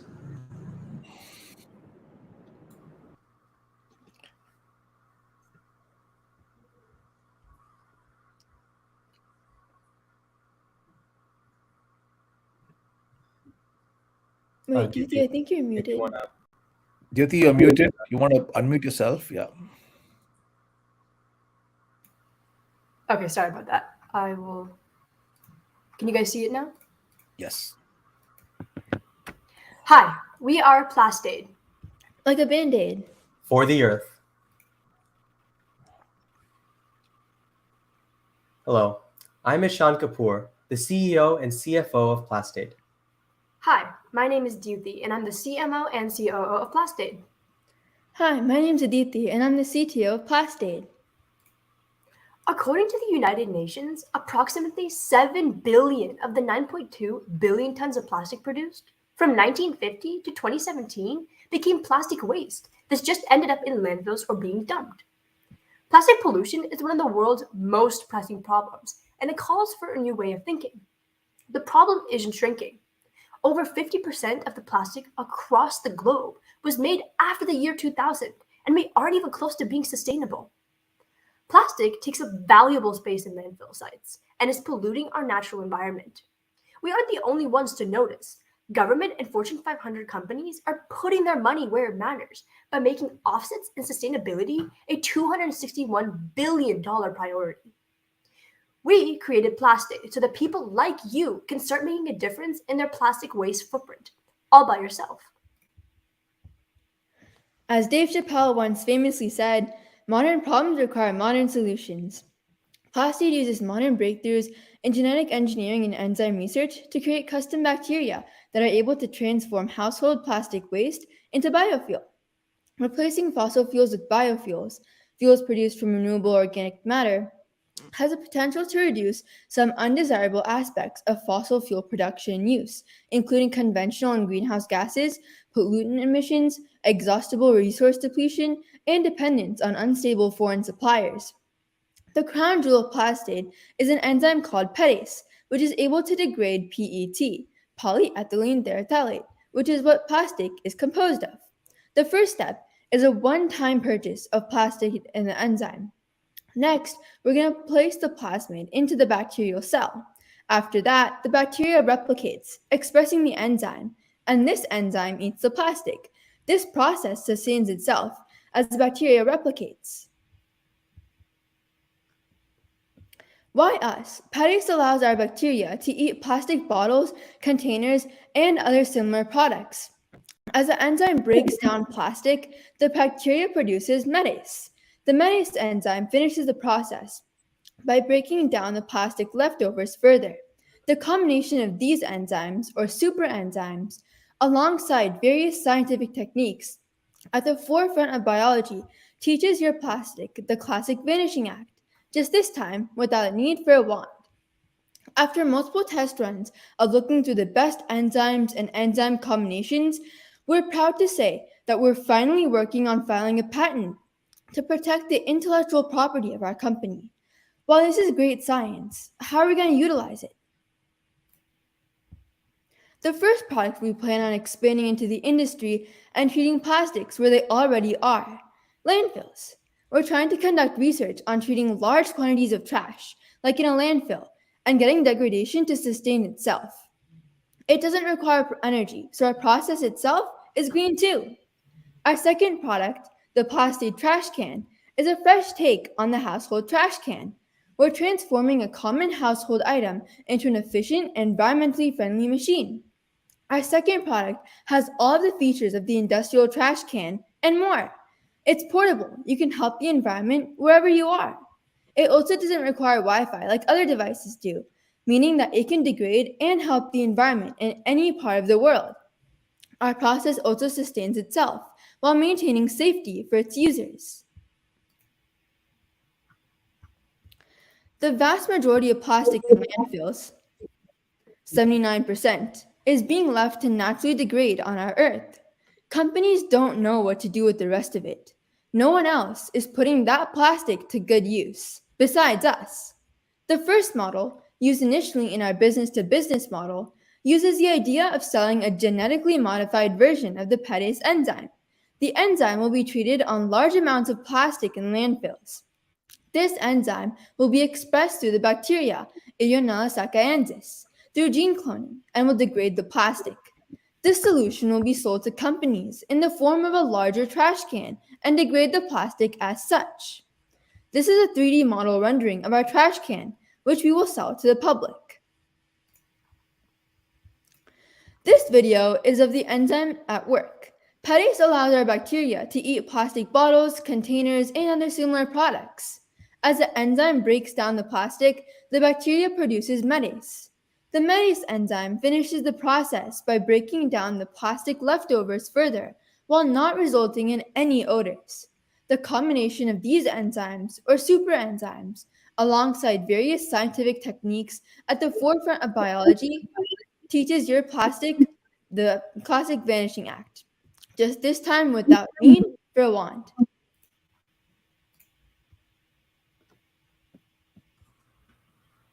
When dealing with science and chemical compounds, it's natural to question the safety of this product. When we look at the B2C model, which we plan to expand to, some of our customer concerns included whether or not the trash can was safe to have inside their homes. They fear that their grandchildren may fall into the trash cans and suffer side effects from being in contact with the biofuel and chemicals. However, the plastic conversion process takes place in a box, which is locked and inaccessible by anyone who's not an employee of Plastade or affiliated with its services. The chemicals do not leak out, have any scent, or cause any toxic harm to those in the surrounding environment. We interviewed the Cal recycling plant, the Miramar landfill, and the recycling plant next to the Miramar landfill to better understand the plastic recycling process and how much plastic is being recycled on a yearly basis, as well as the impact and viability of our product for the recycling plants. We even asked Cal Recycling and the recycling plant next to the Miramar landfill about what they thought about our product, and they liked how they could finally make use of the excess plastic that couldn't be recycled and was left outside. This excess plastic is shown in white in the picture and is left to degrade, which takes a matter of decades. After interviewing our potential customers, we received a lot of feedback about our product. One of our customers said, quote, "Yes, I would buy it because it's a great way to reduce the amount of plastic that is contaminating our oceans and ecosystems. Also, the production of biofuel is good because of the rising fossil fuel cost and gas prices." Many other customers voiced the same opinions, and when asked about their price point, how much they would be willing to pay for our product, most hoped it would be affordable. Some were even willing to pay upwards of $400 to $500, while others as low as $100, which is exactly our price point. Taking a step back from the product, let's look at our market. On a global level, CORSIA, Carbon Offsetting and Reduction Scheme, commits nations to carbon neutral growth from 2021 onwards via purchasing offsets or using sustainable aviation fuel. We at Plastade hold a key to opening that door, pushing net negative companies to net positive by eliminating one of the greatest sources of carbon emissions from manufacturing: consumer goods. We stand at the intersection between two rapidly growing industries, waste management and carbon offsets. Capturing the benefits of each, such as governmental incentives and larger corporate customers, opens the door to massive opportunity, with our total accessible market surpassing the $1 trillion threshold.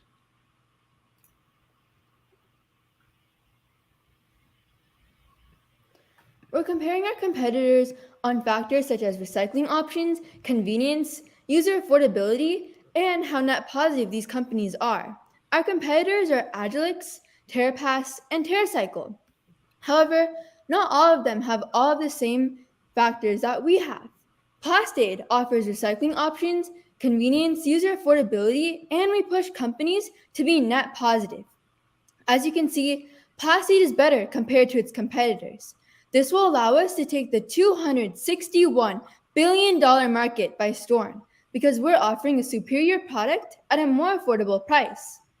Our convenience is an aspect that is unlike any other company, as the degradation of plastic no longer requires a drive to the landfill, but rather a simple trash can that will do the job for you. We plan on capturing the $261 billion carbon offsets industry, an industry with trillions in governmental incentives and the world's largest companies as potential customers. Our go-to-market strategy will be very important to this. We will first bootstrap our company with small-scale B2B sales and use such sales as a stronger form of customer validation and as a product demonstration. We will then quantify the net positives from the use of our device and sell these net positives as carbon offsets to larger B2B customers. Pursuing carbon neutrality alongside the tangible benefits provided by governments and NPOs are free incentives in marketing for our product. And as the sole supplier, we will hold an increasingly larger role in affordably bringing companies to such goals. We are currently finalizing the supply chain for small-scale implementation and will start A/B testing for price points within weeks. Reducing landfills will help sustain the environment for future generations, reducing the amount of waste that will be needed to recycle or send to landfills and incinerators. This allows our product to be used in its fullest extent. One of the bigger reasons to reduce waste is to conserve the space in our landfills and reduce the need to build more landfills. Our target market are landfills and recycling plants to help reduce the plastic that isn't able to be recycled and remains left to decompose over the next hundreds of years. Our strategy remains to focus on these landfills and recycling plants with hundreds of acres of plastic. On average, a premium trash can costs between $85 and $125. With Plastade, our converted plastic composter trash can only costs a competitive $100, falling right in the middle of that range. Such affordable pricing, alongside our growing advantage being first to market, distinctly puts us ahead of any competitors. And our predicted sales reflect that, growing rapidly in the first 4 quarters after launch. We expect our EBIT to reach nearly $300,000 in the first year alone, propelling us onto the stage of larger corporate consumers. As for the use of funds, Plastade seeks $150,000 in exchange for a 10% stake in our soon-to-be unicorn. We will invest $11,000 into patent recognition, and the majority of our funds will be driven towards infrastructural development and R&D to cover our largely time-based cost with an easier monetary cost. Thank you for listening, and remember, don't be afraid, just degrade.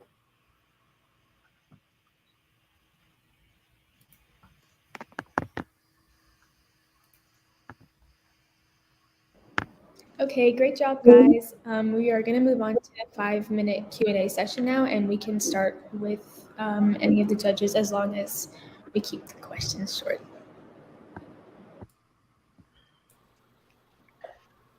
Sure, I'll go first if that's okay.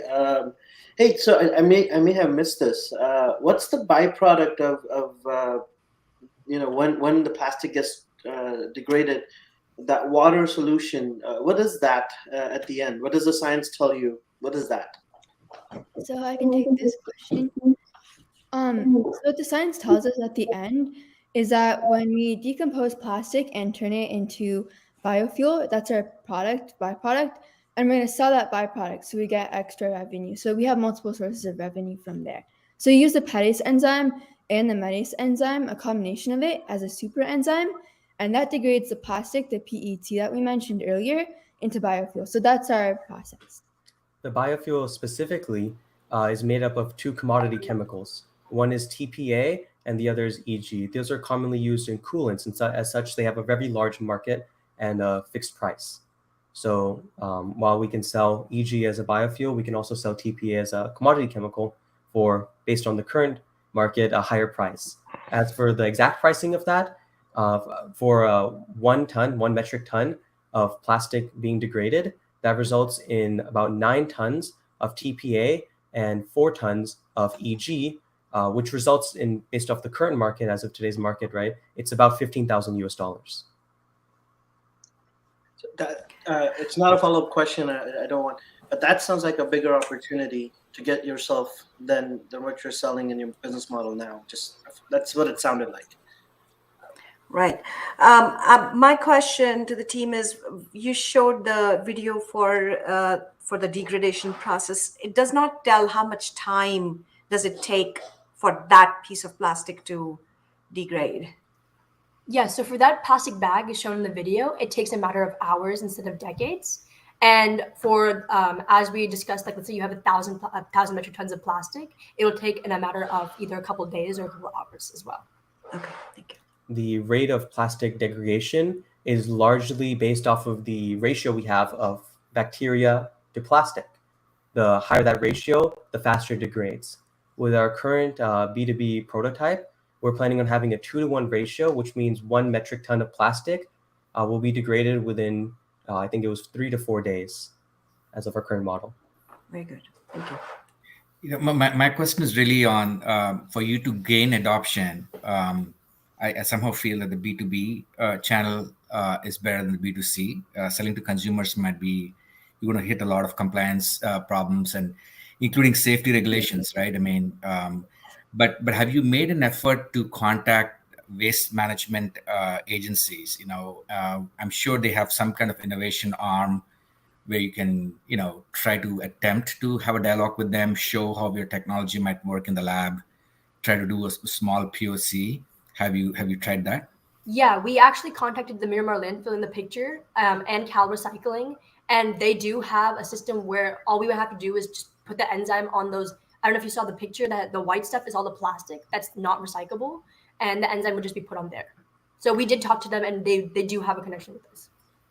Got it. But have they invited you to like do a small test in their labs at all? Yeah, we actually tested it, and then in a couple of weeks we'll actually go back and we can test a mass amount, just for research and to see how much time it takes. Okay, thank you.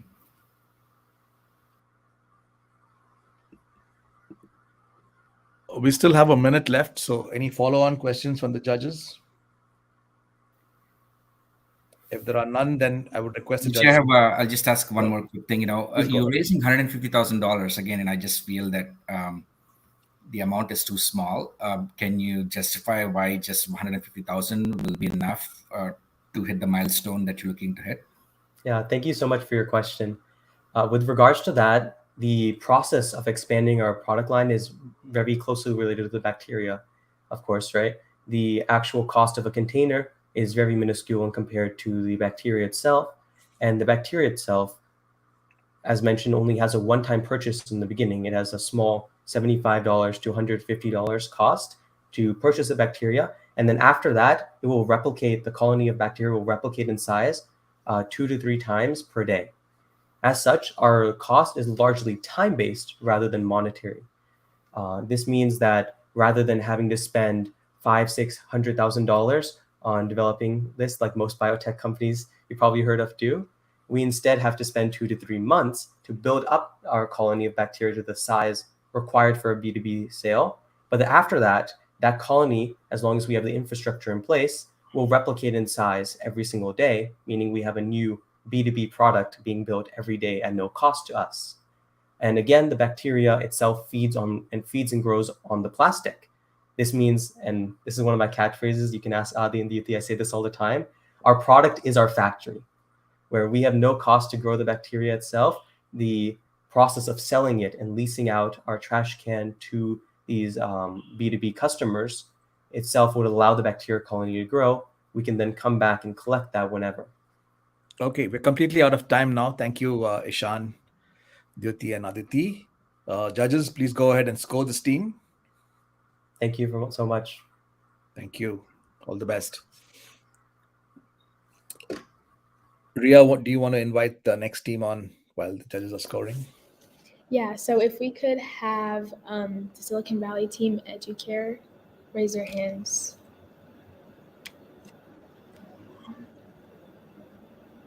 I'll give you the cue once the judges finish the scoring. Okay, awesome.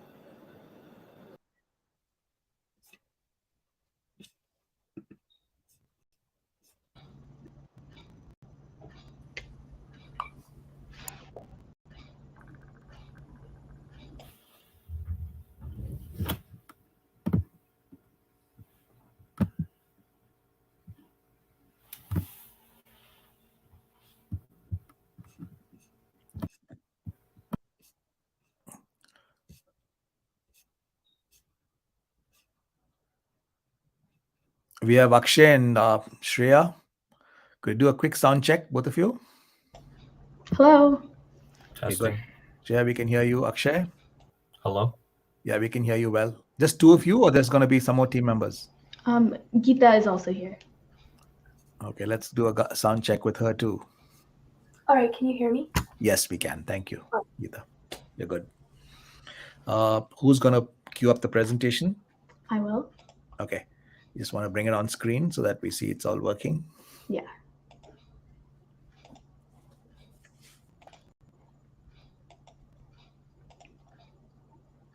Yeah, we can see it. This? Yeah, you're good. You're all set. Let's give the judges a minute or two to finish their scoring, and then we can get started.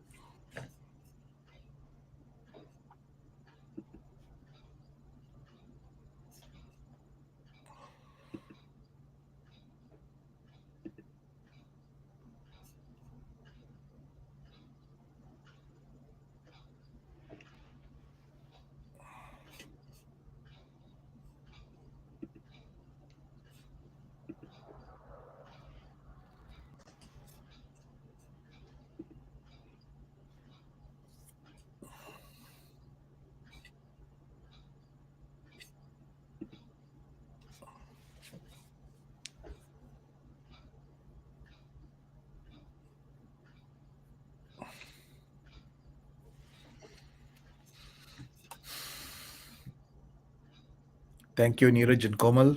Ravi, we're waiting on you. Once you finish, then we're good to start.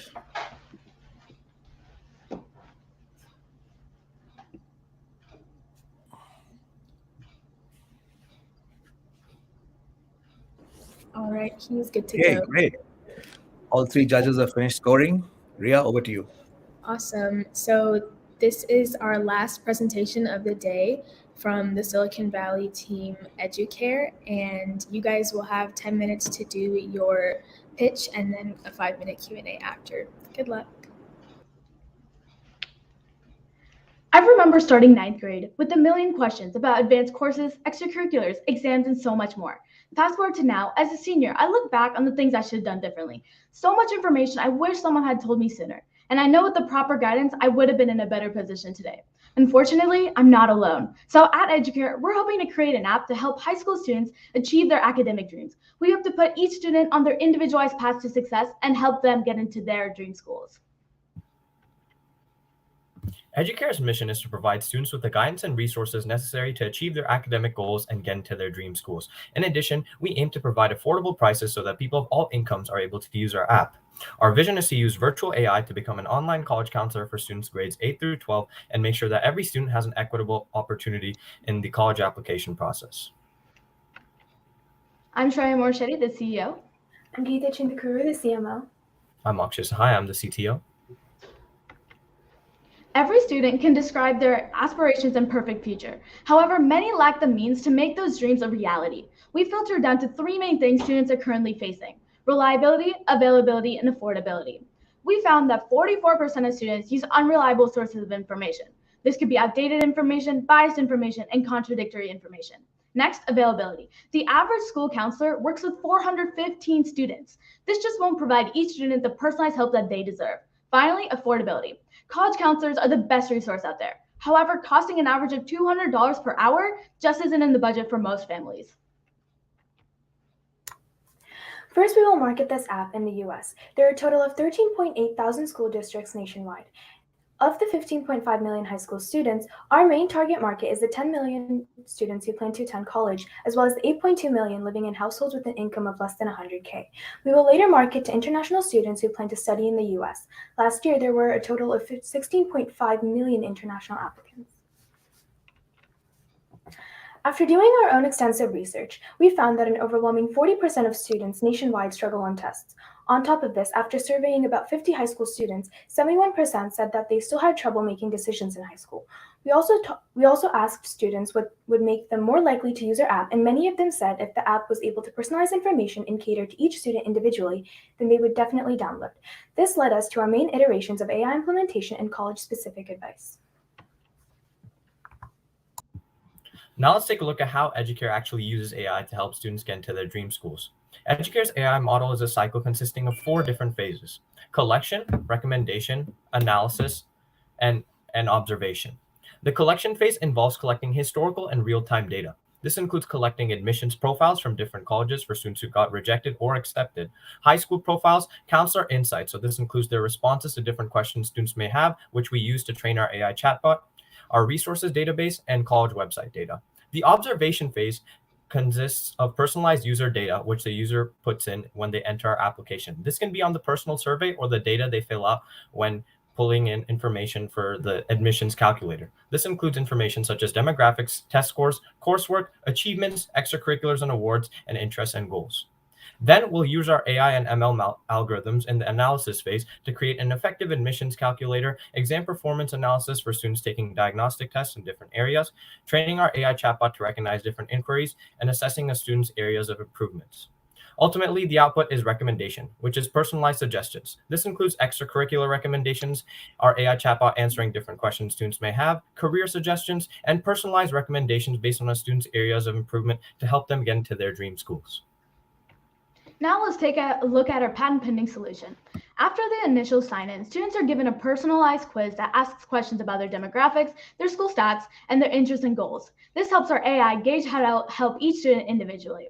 On the dashboard, you'll see the live timeline that provides students of alerts well in advance so they can become prepared as necessary.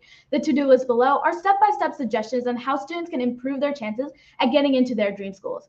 In the meetings and webinars, students can consult with counselors as well as consulting our 24/7 available chatbot that will answer any question as well as providing resources such as articles and videos. Moving forward, we also provide activities which students can access through our search and our databases. The recommendations are our way from our personalized quiz where students can find based on their location and their interests input it into the personalized quiz. Moving forward, here students can find career recommendations similar to the extracurricular where we take information from the personalized quiz. And our admissions calculator is our advanced method of calculating the student's chance of getting into a specific major at any college and providing areas of improvement so students can increase that chance.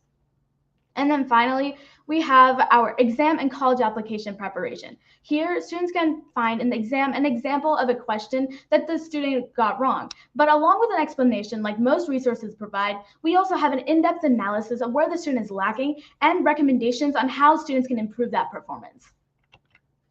Here we have some various testimonials from high school counselors, college counselors, and high school and undergraduate students. Now let's take a look at Educare against its competitors to see why it stands out in the market. The three competitors we have over here are IvyWise, Zello, and MyClover. IvyWise is an extremely selective institution, only taking up to 100 students per year and charges extremely expensive prices of $300 to $600 an hour. On the other hand, Zello does provide cheap prices, but it requires students to pay $800 upfront and does not provide AI-driven recommendations. And although MyClover does provide AI-driven recommendations, it doesn't provide college-specific advice. In other words, it doesn't cater personalized information to help students get into their specific dream schools, which Educare does provide. It's the only company in the market to provide the combination of affordable prices, self-exploration tools, college-specific advice, 24/7 availability, unlimited enrollment, and AI-driven recommendations, which leads us to our competitive advantage. Our main pivot point from customer validations have led us to our magic sauce, which is AI-based recommendations, where we curate content and guidance individualized to each student's academic needs. In addition, as high schoolers, we have firsthand experience of the problems that the target market faces. Lastly, we provide cost-effective interaction. Students are able to interact with experts such as college alumni and college counselors without having to empty too much money out of their pockets. We offer 3 different kinds of memberships. The freemium model will help us gain market share, and once users start liking our app, they will look into getting more advanced features, in which case they will buy the Elite membership, which is $14.99 a month. With the Elite version, users will be given AI recommendations, which will keep the app personalized to their specific needs. Next, we have the district membership that school districts can purchase at a price of just $19.99 per student every year. Students will have access to all the features of the app, including the teacher and parent portal, and the content will be school-based. For lower income places such as Youngstown in Ohio with an annual income of $65,000 and Ella Vista in California whose annual income is $24,000, we will be adjusting the prices by talking to the school districts about what they think is reasonable. Here's a deeper look into our 3 membership models. As you can see, the free version provides students with only the basic features of the app, whereas the Elite version adds special AI features to the user's interface. Our district model further adds school-specific content to the user's account. We plan on having partnerships with big-time companies such as the Princeton Review and College Board. However, we understand that before initiating such big deals, we must be able to get a lot of users on our application. So to start off, we'll be having partnerships with Insight Education and CollegeVine. These 2 companies will provide us admissions profiles and help us train our AI chatbot and create an effective admissions calculator. For marketing, we plan on making use of social media platforms such as TikTok and Instagram, where we'll be providing paid ads and SEM and implementing search engine optimization. Our key activities are to initiate partnerships, pitch to school districts, hire and train counselors, and even talk to college admissions counselors and implement and update our AI interface.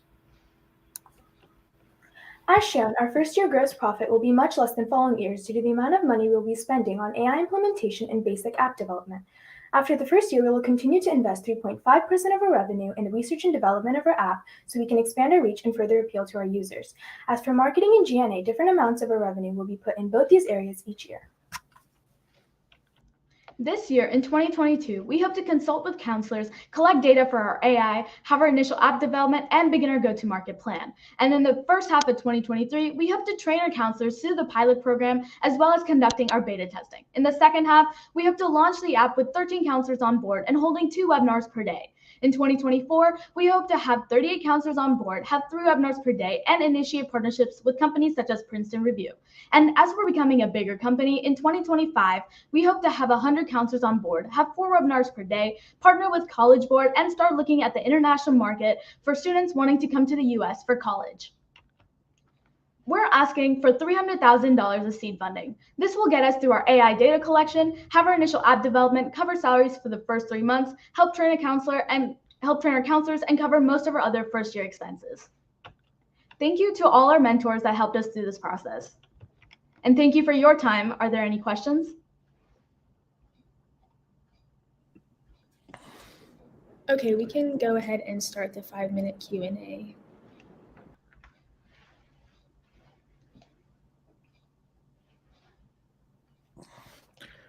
Komal, would you like to go first?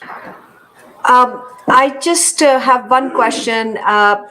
For your competitive analysis, have you truly looked at other apps that do the same thing? My concern is that there are so many other apps that sort of do the same thing. So how will you differentiate yourself?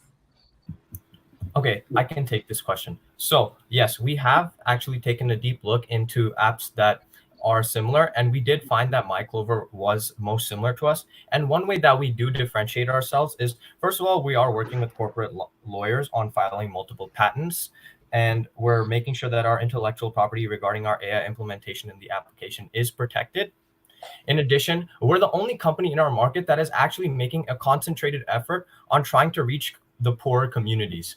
Most oftentimes, there are so many students who aren't able to get access to resources that are even comparable to college counseling. And we're actually making a concentrated effort on going to poorer districts where we'll be able to even change our prices accordingly and accommodate to these communities. Thank you. I could take the next one, and I guess what I'm trying to find here is if you've pivoted or not. And the question is, are we just teaching kids to game the system to get entry into a process that may not be inclusive in the first place? So by introducing another tool that helps people score better on a standardized process, are we somehow lacking empathy towards the student? And I'm just wondering, in any of your research, have you found anything that says this is, yes, it's a great business model, but is it a purpose driven? So I'm just wondering if there's any thoughts behind not just creating a better mousetrap, just you're actually moving the industry in a different direction. Yeah, I can take this one. So we agree that exams and just college isn't the only path available. That's why we also have a big focus on activities and career exploration. This will also not just promote writing a perfect essay or getting the perfect score on the exam, but also expanding your horizons through high school so you can find your perfect fit, maybe your perfect job. And also maybe college might not be it, but this app isn't just for students wanting to go to college, but also wanting to enter the field of whatever that doesn't require a college degree, maybe a technical field, so they can find whatever suits them. And then this will also be accessible to all low-income and high-income families, because I know college might not be it for all low income or most people. So that's why having a focus on activities and career exploration and just in general expanding their experiences through high school will allow them to have a better future. And to add on to what Shreya is saying, our goal is not to game the system, but to rather level the playing field for everyone. Well answered. Yeah. On that note, have you made any attempts to contact school districts, right? Because one way to gain adoption to your system is to charge the school district and give it away at no cost to the student, right? So you get money from the school district and not the student. And especially, if you are having dialogue with school districts that are in, lower socioeconomic status, like poor neighborhoods, then, it would also address the point of making the whole college application process a more level playing field. I don't know whether but whole corporate America is going through this whole the diversity, equity, inclusion kind of initiative, DEI as they call it. But have you had any dialogue with the school districts to begin with? Okay, so for me in California, one school district we did talk to was the FUHSD. And so we talked to Monte Vista about this idea and the high school counselors. And so we agreed that we'd be able to give them a free trial to use our application for 3 months. And to add on to that, I'm from Dublin, Ohio, and we contact our counselors and our school districts also. They were very intrigued by this idea, and they did agree to also give it a try once this app hits market. Yeah, the fact that in a lot of the schools are doing away with standardized tests like SAT, right, is simply to make a level playing field for all the students in the college application process. So the more mindset and culture that you adopt in your company in that direction would serve a greater purpose. Thanks. We're completely out of time on the judging. Thank you, team Educare. Judges, please go ahead and score them.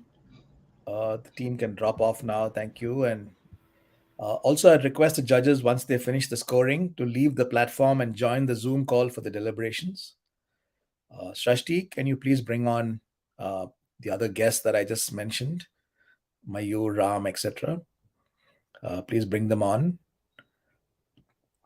to the main stage here. Mayur, Ram, Satyajit, the doctor, and Chintan Sutaria, who's our keynote.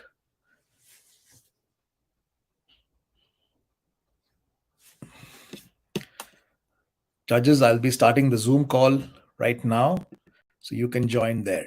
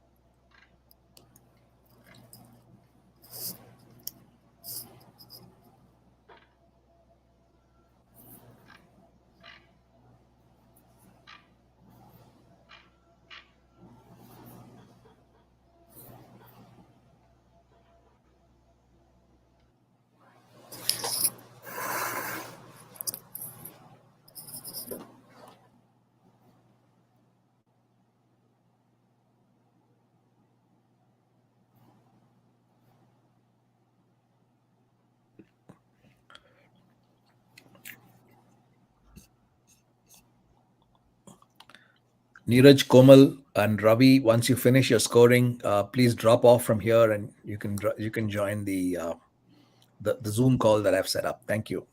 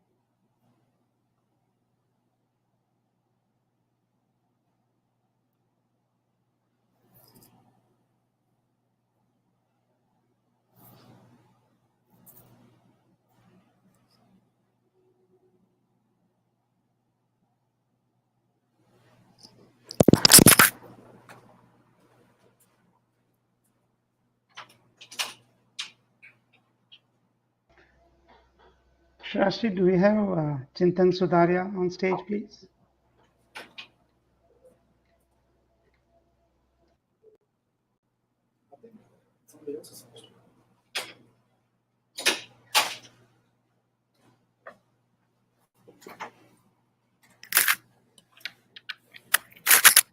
Hey, Shasti, would you kindly spotlight Chintan also? Doc, is that you now? Yes, I It's will going to come start. on? Yes, yes. Okay. Okay. All right.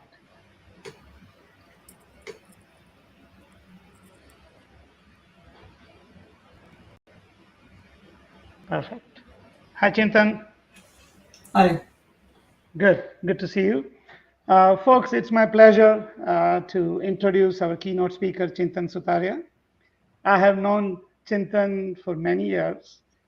He used to look up to me mainly because I was 3 years taller than him, 3 feet taller than him, I think. And now I look up to him for the person he has become and the entrepreneur that he is. So I started my thoughts by saying, what makes a great entrepreneur? And audience, will you please share your thoughts via messaging?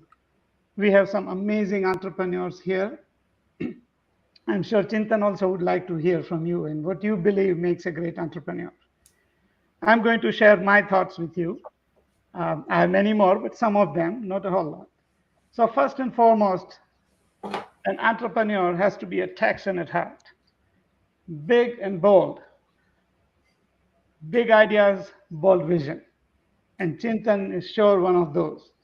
Look at him. He wears Texas flag on his shirt everywhere he goes. Entrepreneur has to be a bold thinker. And Chintan is definitely one of those. In fact, he has said no to both Hollywood and Bollywood to become an entrepreneur. Entrepreneur has to have that contagious enthusiasm. Chips will be down. And you, the entrepreneur, are going to buck everybody up and saying, hey, we can do this. We are going to win this. And if you ever find an image of Chintan where he is not smiling, invest in that NFT. It'll be worth a lot. Entrepreneur has to be smart and wise. Chintan is both of those too. He graduated from a top university like USC and left the corporate world to become an entrepreneur as soon as he could. Entrepreneur has to be very comfortable being very uncomfortable. In fact, as an entrepreneur, your job is to live in a very uncomfortable place. You want to push yourself and your team to a very uncomfortable place so that you are pushing the boundaries. You want to make your customers very comfortable, but your competitors amazingly uncomfortable. And Chintan has done that well. I'm going to share a story. Chintan, right after USC, went to a small village of 100 families or less, no electricity in many houses, no gas, no running water. As you can see how he was getting his meal. And he was the only computer in town. I don't think he has internet. I don't know what he was doing with his machine. But the key message, he was very comfortable without any of the comforts. And that's an amazing trait for an entrepreneur. Entrepreneur has to have the curiosity and the humility. Entrepreneur must have the curiosity to learn new things, but have the humility to know I need to learn a lot of things. I can learn from anybody and everybody. Chintan started learning and helping these very young kids selflessly. He learned from them. He learns from his teammates. He learns from his customers. He learns from his competitors. He is an amazingly curious and humble human being. In my opinion, integrity is one of the most valuable assets an entrepreneur can have.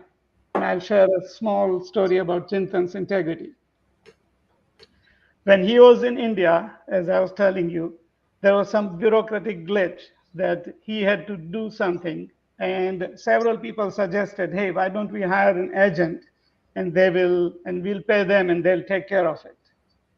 Chintan, at a very young age, said, no, I want to do it the right way, not the easy way.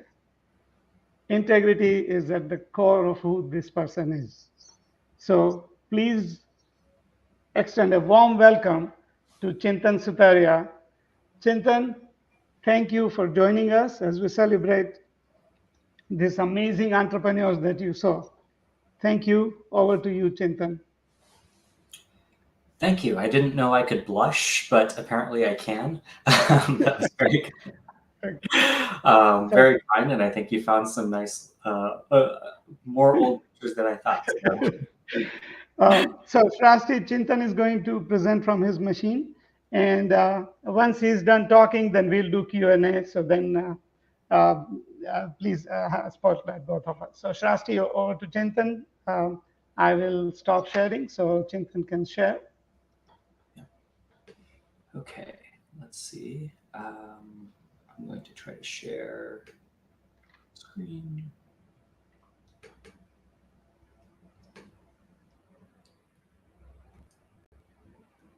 And let me go. You guys should see a black screen, right? Yes, we do. Great. Okay. Like I said, thank you for the very kind words. I think that was quite the introduction. So I appreciate that very much. And I also want to say I've been listening to the pitches and presentations since this morning, and it's definitely so humbling to be addressing a group of students and young entrepreneurs who are truly going to be the next generation. I got to watch the semifinals this morning, and it's just impressive to see every single presentation. You're all well beyond the capabilities I had when I was at your level, but also well on your way to becoming industry leaders of tomorrow. So just wanted to start off by saying congratulations to everybody who has participated in this exercise, because everybody's been just so amazing so far. I'm going to start off. I'm going to tell you guys a story. So I'm not going to do bullet point lessons on entrepreneurship. I'm going to tell you a story about me from when I was a very young age. So when I was in 5th grade, and you can tell I'm going back quite a ways here, one of the things that I would do is I would pack myself lunch, in those brown paper bags. So I had this lunch, and my typical lunch consisted of 2 cheese sandwiches. So I just get 2 pieces of bread with some American cheese in between and make a sandwich for myself. Sometimes I would put mayonnaise on there, and we can disagree about whether that's a good idea or not. I would pack 2 or 3 juice boxes, 2 bags of chips. Basically, I was a hungry growing kid. But even with all of that food in my brown paper bag that I brought to school with me, the thing that I really wanted is what they sold in the back of the cafeteria. See, at my elementary school, a parent would volunteer to sit at this booth in the back of the cafeteria where they sold ice cream. And each ice cream was 50 cents each. And it was just everything I ever wanted.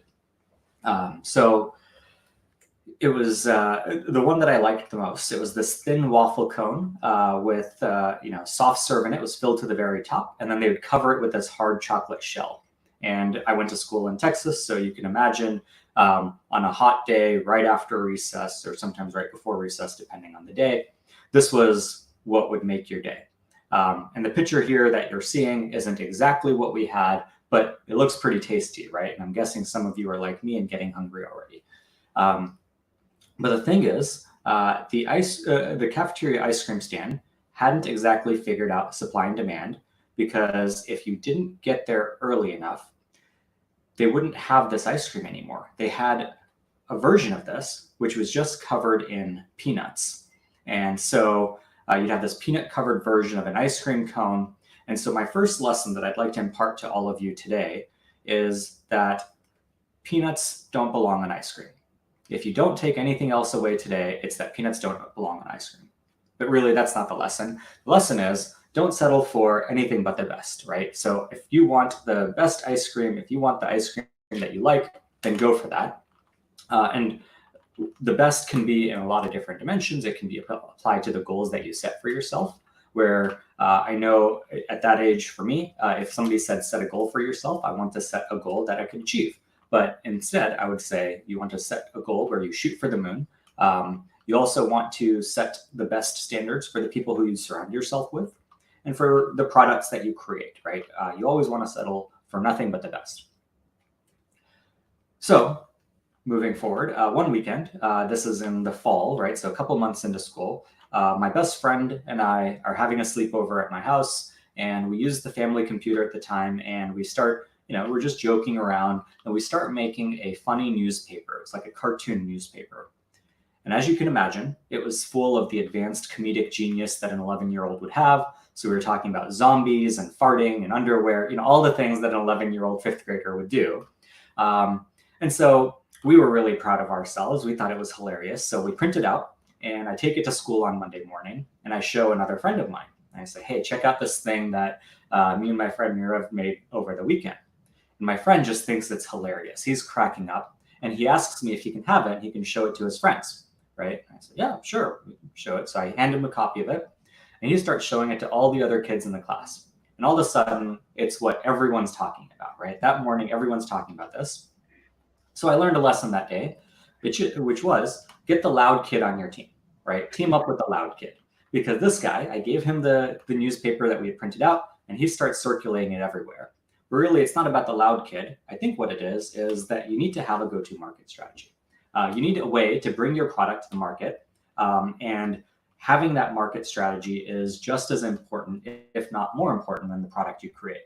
Because if you had just created the newspaper, then you'd have a newspaper, you'd make one person laugh, but by having somebody that circulates it everywhere, you're making the whole class laugh. The other part of this is, as I was reflecting on kind of what Dr. Kier was saying earlier, is what makes an entrepreneur. To me, the distinction I would draw is inventors create products, entrepreneurs build businesses around those great inventions and innovations. So go-to-market strategy helps you establish your identity, define target customers, how you're going to approach those customers, how you'll be different from your competitors, and so on. So anyway, back to the newspaper. So other kids are asking me for a copy of it, and now everybody wants one, and it's gotten very, I guess it's the 1990s version of viral. I'm talking to all these kids, and they're asking me for a copy of it, and I'm thinking, man, how am I going to print all of these off? So I say, okay, I have an idea to tell a kid. I said, hey, I'll bring you a copy tomorrow if you give me your ice cream money, right? And this kid's like, yeah, I'll give you my ice cream money. Why not? I want this piece of paper. So I had my first paying customer. And one kid who was feeling especially excited, we had some pictures on the newspaper. So he's feeling especially excited. He goes, hey, I want the color copy. I want to see what this looks like in color. So I'm thinking, oh, okay.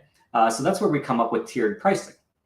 So we said, okay, well, for a color copy, it's going to cost this much. For a black and white copy, it's going to cost this much. We're going to have heavier paper stock versions versus light versions, right? By the end of the week, I had made $12 in sales, and I was eating like a king, right? I was eating ice cream every day. I was feeling really proud of myself. So the lesson learned is that it gets real when they give you their ice cream money. So product market fit, making people laugh, but getting paid for it, getting ice cream for it was all of a sudden now a real thing, right? Now I had something that I was starting to see the fruits of my labor. But really, it's, again, not about the ice cream, it's about monetizing your product, right? And I think I saw every presentation today had some sort of version of this, but monetizing can happen in a lot of different ways. When you're thinking about pricing model, it can help to research how other businesses do it and what the competition charges and so on. But it's also important to consider financials. So if you're in business, right, it's really important to get familiar and comfortable with terms like revenue, cost of goods sold, overhead, gross margin, net income. 11-year-old version of me didn't know that, but what I knew is printing costs money. So printing a colored copy, I should charge more than a black and white copy. Okay, so fast forward, I think it was about a week or two. I'm splitting the money with my friends, and this is where it gets crazy because my friend, who was our sales guy, do you know what he did with the money that I gave him? He bought peanut ice cream. That's what he chose to buy. And so the lesson learned was nothing. There's nothing good about peanuts on ice cream. I don't care what you say. No, I'm just kidding. What's the lesson here is it's important to have a diverse team. It's okay to have people working with you who are different than you. They can value different things. They can solve problems differently, communicate differently, have different skill sets. They can have different personalities and background. But what it is it's important to have people around you who can disagree with you. And we sat there debating the merits of peanuts on ice cream. He liked the crunchiness, I didn't. So things are going pretty well now. We're making about $10 a week, which as a fifth grader felt pretty good. Business is going smoothly. We're fulfilling customer orders. We're getting processes in place to print it out. And then one day, the teacher catches me. She catches me selling the newspaper in the classroom, and I get sent to the principal's office. So I'm sitting there in the principal's office, and the principal's trying to explain to a fifth grader how it's illegal to sell things on school property and all of these things, right? And so she says, you can't be profiting off of your classmates. You can't sell things for money at school. That's not how school works. You're here to be a student, right? So turns out you're not allowed to run a business on school property. Who knew? So the lesson I learned here was don't get sent to the principal's office. But more broadly than that, it's that you need to understand the laws and the regulations where you operate business, right? Because not understanding business permitting, taxes, business norms, things like that can get you into a lot of trouble and can shut down your business. So, I go back to my friends and I say, hey, I got caught selling this newspaper and I got sent to the principal's office. I'm not in serious trouble, but we're not allowed to do this anymore. So I go home and I'm thinking about it. I'm like, okay, what am I going to do, right? So at this point, it helps to mention my fifth grade teacher, she was a recent teacher. She had just become a teacher, right? So she had this system for giving out tickets for good behavior in the classroom. So good behavior was things like being a good listener, working quietly on your assignment during work time, having good handwriting, and so on, right? So she would give out a ticket anytime you exhibited good behavior. And me being me, I went through my rebellious phase early, so I never got a ticket, ever. All I got was letters sent home to my parents about how I was being argumentative. I got to sit out during recess, but this gave me an idea. So what we did is we restructured our pricing. Instead of charging money for these funny newspapers, which the principal clearly said you're not allowed to do, it was wrong, we started to charge tickets. Our customers were able to pay more in tickets than they could in cash, and we still got to run our business. So 2 weeks later, I go to the teacher and I say, hey, I'd like to play on the computer. I'd like to play video games on the computer. And I start getting this lecture about how computer time is for kids with tickets who have behaved well, and so on and so forth. So I empty my pockets with handfuls of tickets and I say, this is enough for the whole day, I think. So the lesson learned here is when you can't have ice cream, go play video games. Or putting that differently, remember why you started. And we started because we wanted to have some fun. So fun isn't just about the results. It was about the journey, right? Me and my friends had several weeks where we were having just lots and lots of fun writing these funny newspapers. And we weren't banking on the future payday. It wasn't going to be only about the ice cream. It was about the fun along the way. But also when we faced an obstacle, when we got stuck in something, we said, okay, well, how are we going to invent our way around this? So I'll say, remember why you started is an important lesson learned here.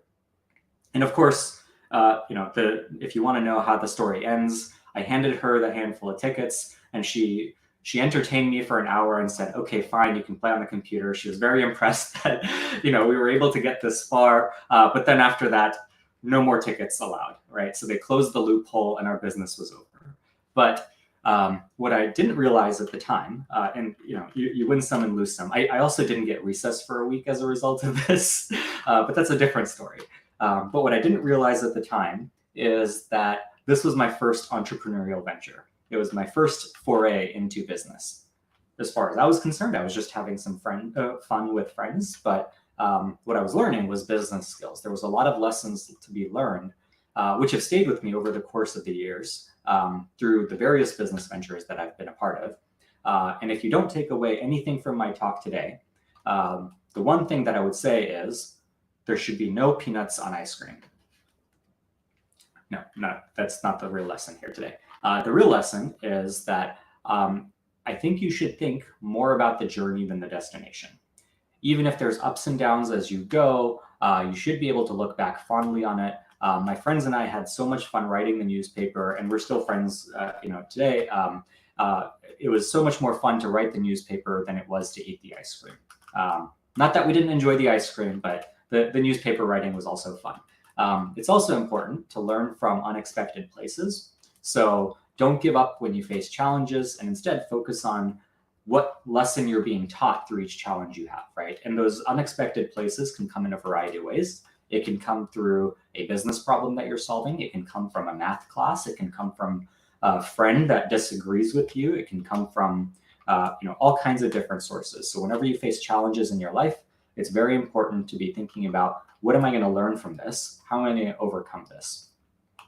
And then finally, I would say is, as you're thinking about your entrepreneurial journeys, just reflecting on the presentations I've seen today, don't give up, right? Whenever you are in a situation where you hear a no, it's not a no, and don't treat it as a failure. Treat it as the first obstacle for you to overcome. So a lot of times people talk about entrepreneurship as learning to deal with failures. And my philosophy is a little bit different, is I just say, don't admit that you failed, and instead just find a way around the problem, right? Look for the next goal that you want to go after, look for the next problem you want to solve, look for how you're going to overcome whatever challenges, because it's not failure, it's just a temporary setback.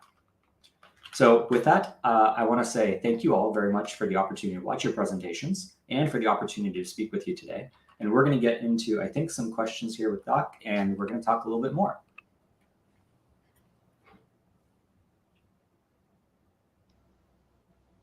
Excellent. Hey, what a presentation. Shasti, if you can just take the screen share away and put Chintan on the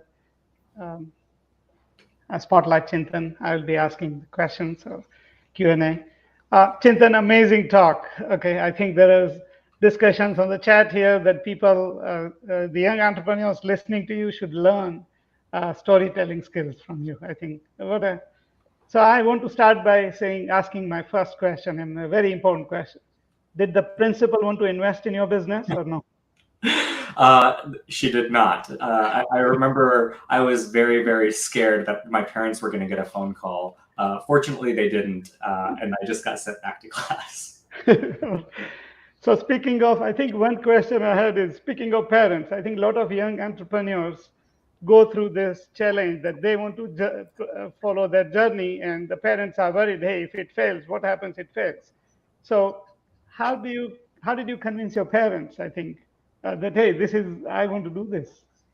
Yeah, I think like everything in life, you have to listen to those around you, but then make your own decisions, right? And know that the decisions you make come with whatever is the result of those decisions. So for me, it's funny, there's been several decisions in my life that have been turning points where I disagreed with my parents. And sometimes my parents were right, and then sometimes my parents were not right. Well, who knows if they were right or not right? We'll see in 50 more years maybe. But I'll give you an example here. So when I was deciding where to go to college, I had gotten accepted into UT Austin, and I had gotten accepted into USC, and I knew I was going to go to UT Austin. It's where all my friends were going. It was going to be, it's where I was planning to go. So I got my acceptance letter to USC, and I threw it in the trash. And I was like, there's no way I'm going to California. I was, raised in Texas. I want to be in Texas. Without me realizing it, my dad had pulled it out of the trash and, kept it on the side. And then, fast forward a couple months where I was like, I know I had gotten the acceptance from USC. Now I'm rethinking my decision. And he pulls out this file and he goes, here you go. Right. So that's an example where, of course, hindsight, I'm very happy where I went to college, and, so you can be wrong as well. But I'll say being able to make your own decisions with all of the inputs. So the counter example to that is when I wanted to go to India. Right. So I had a nice job. I was by all accounts in a stable job during the 2008-2009 recession when, things were going a little crazy. And you can imagine the conversation where I said, "Hey, Dad, I'd like to quit my job at Deloitte. I don't want to be a consultant anymore. I want to go live in a village and do volunteer work."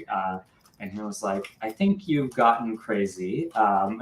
You've always been a little crazy," but it was tough.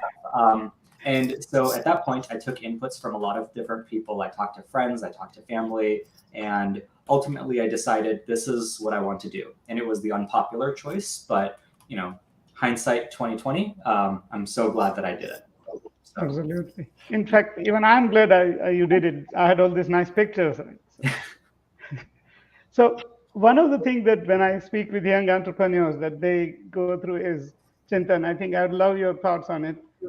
How do you evolve from an idea to something that you can test? Like in your case, you tried out a newspaper and then you said, hey, I can sell this, right?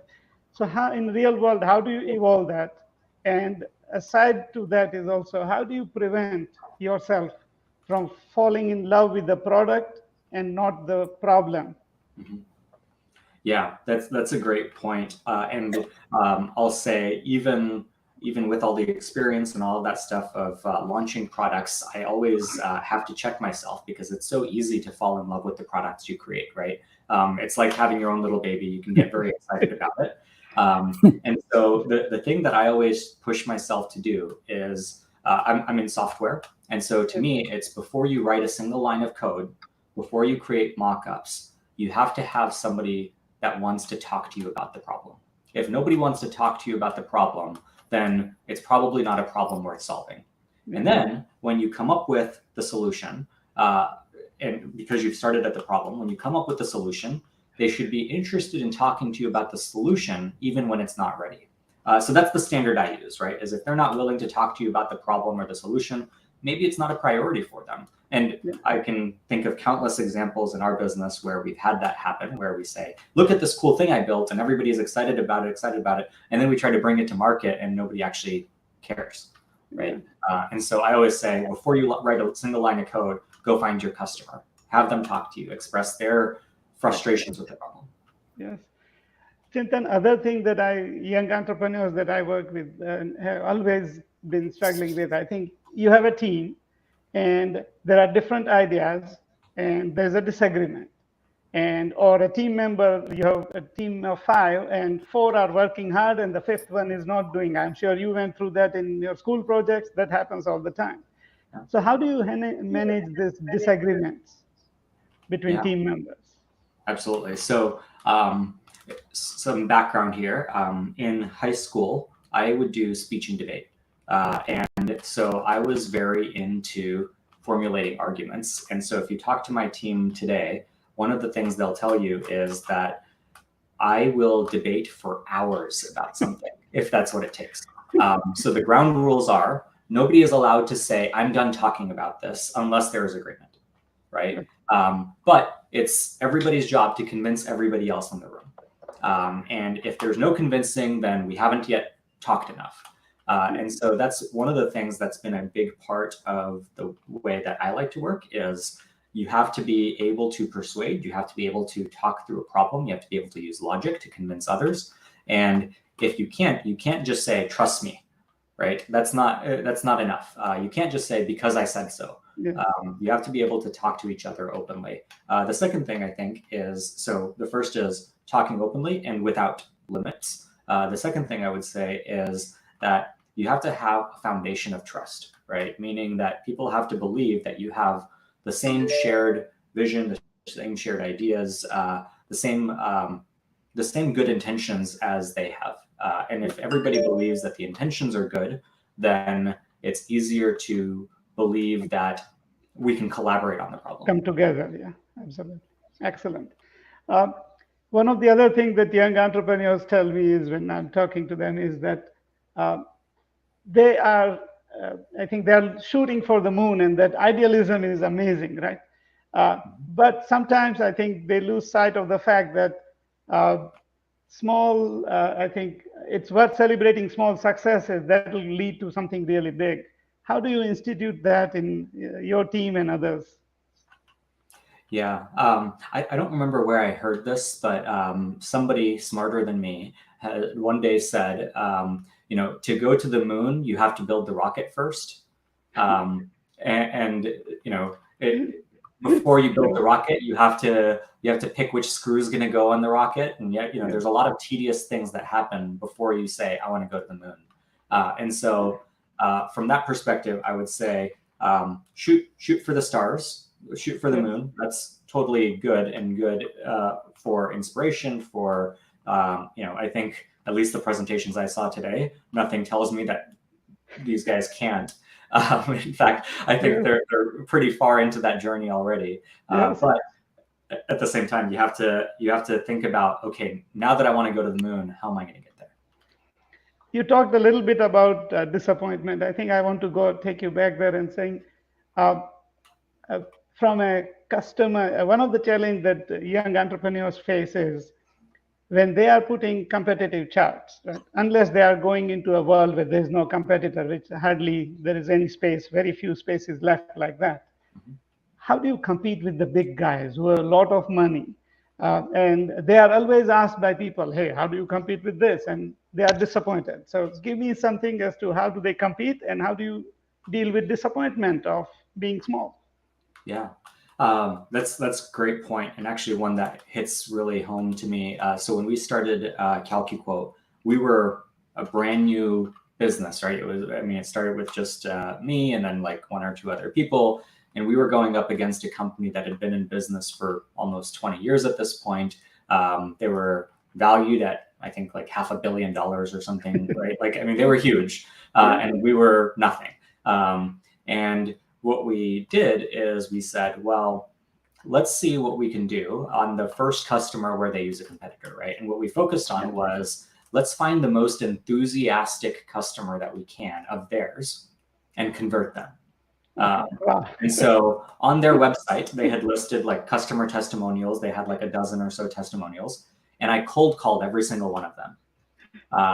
And I was like, if they have a testimonial on my competitor's website, they must really like the competitor's product. So I said, hey, I'm working on starting a new business. We're directly going to be competing with the software you already use. We think we can do it better. What do you think? And most of them said, call me when you have something, right? Gutsy to call the CEO of a company and be like, hey, I want you to switch to a startup. But there was one who said, what will make you better? And I was like, well, when's the last time the CEO of that company called you? Right? So he's like, okay, valid point. So I said, why don't we start talking to each other, and I'll keep building things, and you tell me, when it gets to a point that you want to use this thing that I've created, right? And he goes, yeah, well, I definitely have things that I don't like about what I'm using today. And so that's kind of how we started.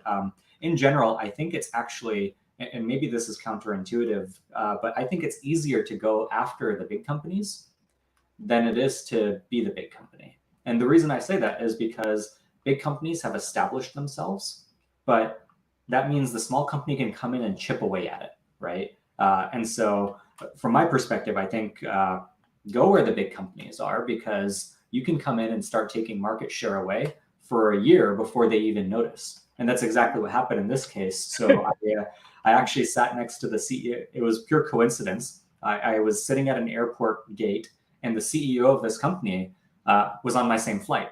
And so I recognized him, right? I'm like, man, this guy's the big shot.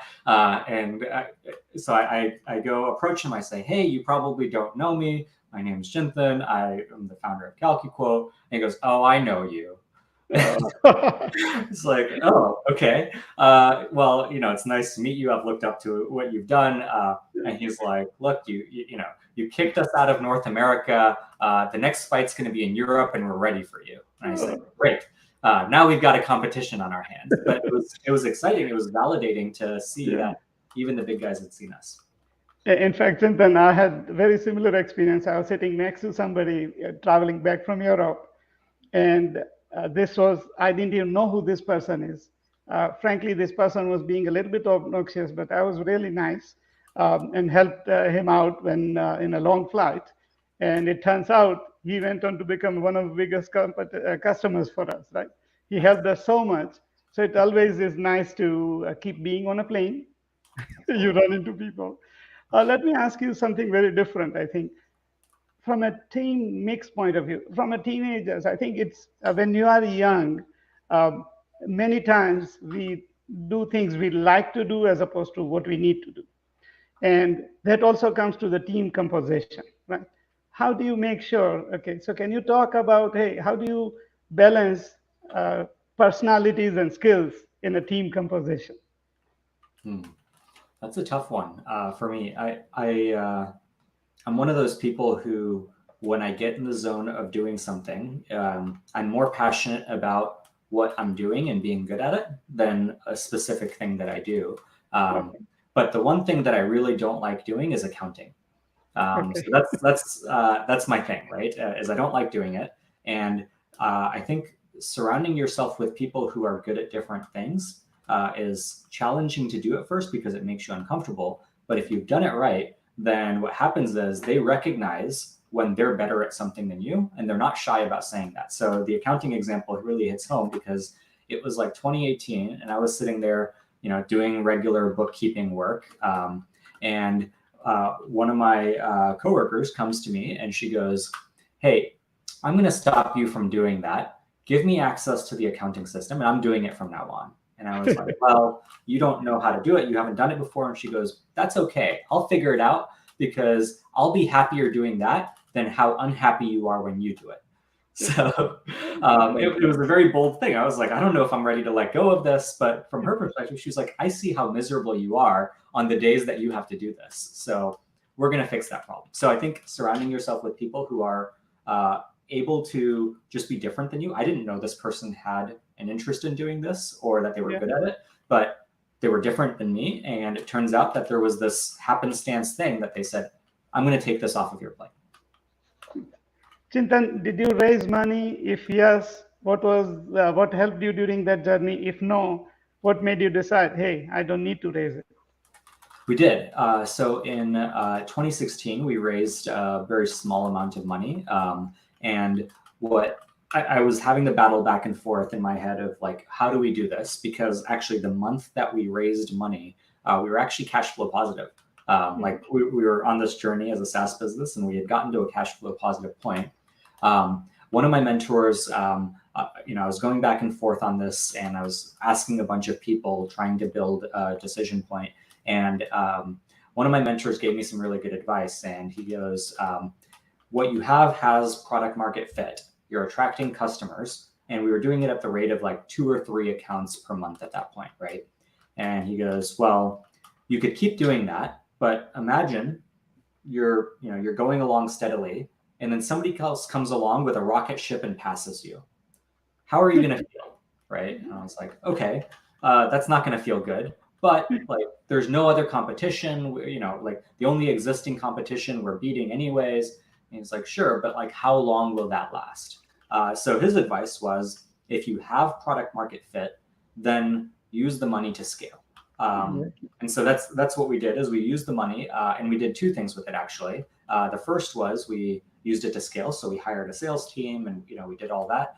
And the second thing we did is because of our limited finances, we were limited on what we could experiment with. I was very conservative because basically all of the money coming in was being spent already. And so having some extra money in the bank gave us the opportunity to be experimental. So we went back to, there's nothing to lose, let's go try new things, rather than saying, I'm so busy in the day-to-day, I can't try anything new. And so from that perspective, I would say, it definitely helps fuel growth. And more importantly, it helps fuel an appetite for risk. Chintan, I have 2 more questions. Okay, in the control room, we'll also get an idea as to how long we'll take now. One question came from the audience, and I had a corollary to this. I think the question is, how do you deal with critical feedback? And I also wanted to add to that how do you give tough news to your customers? Sometimes your team will fail short.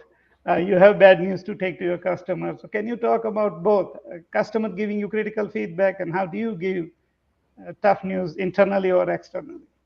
Yeah. So critical feedback is one. I think if you don't have thick skin, it's really hard to last. Not just in entrepreneurship, in life, right? Like life is going to always throw things your way and you have to have tough skin to deal with it. And you have to go into anything with an opportunity, like you have to look at feedback as an opportunity to improve. So from my perspective, I think the way I deal with critical feedback is just to say, listen, and then I like to go process after the fact, right? Like I don't like to react, because if I react immediately, then I get defensive. And so my choice is to say, whenever somebody's giving critical feedback, only be in listening mode. Do not be in response mode. So that's I think the first thing is for me to separate the two. And then the part about dealing with customer, delivering bad news to customers or getting that negative feedback from customers. One thing that sticks out to me is when we had hired our first customer support person. I remember about 3 months after she had started, I sat down with her and I was like, hey, like you're doing an excellent job, but I'm really not happy. And she goes, why? I said, because when I was doing customer support myself, I got to put a smile on the customer's face.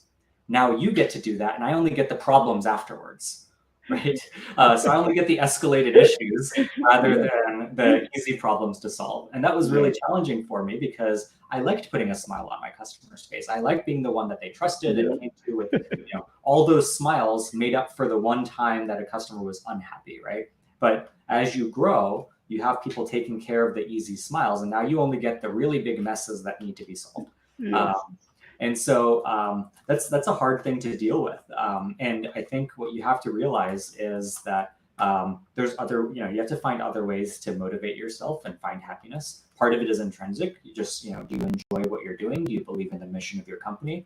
And the other part of it is having a team, right? A team that supports you and says like, hey, let me warn you about what's going to happen here, but also let me tell you about all these other happy customers, because that's inspirational for me. So one way that we handled that is, especially since the start of COVID, when we haven't been in the offices, is we created a channel, a chat channel on Zoom, and it's called Heard from Customers. And it's just things that people have heard customers say, and we just quote them, or we'll, share a screenshot of an email or something like that. And no matter what role you are in the company, you're in that channel, and everybody gets to have a little ounce of inspiration every time a customer gives us positive feedback. Excellent. Or negative feedback, but yeah. My last question, okay. And if we have time, I would love to have more, I think. And control room will tell us.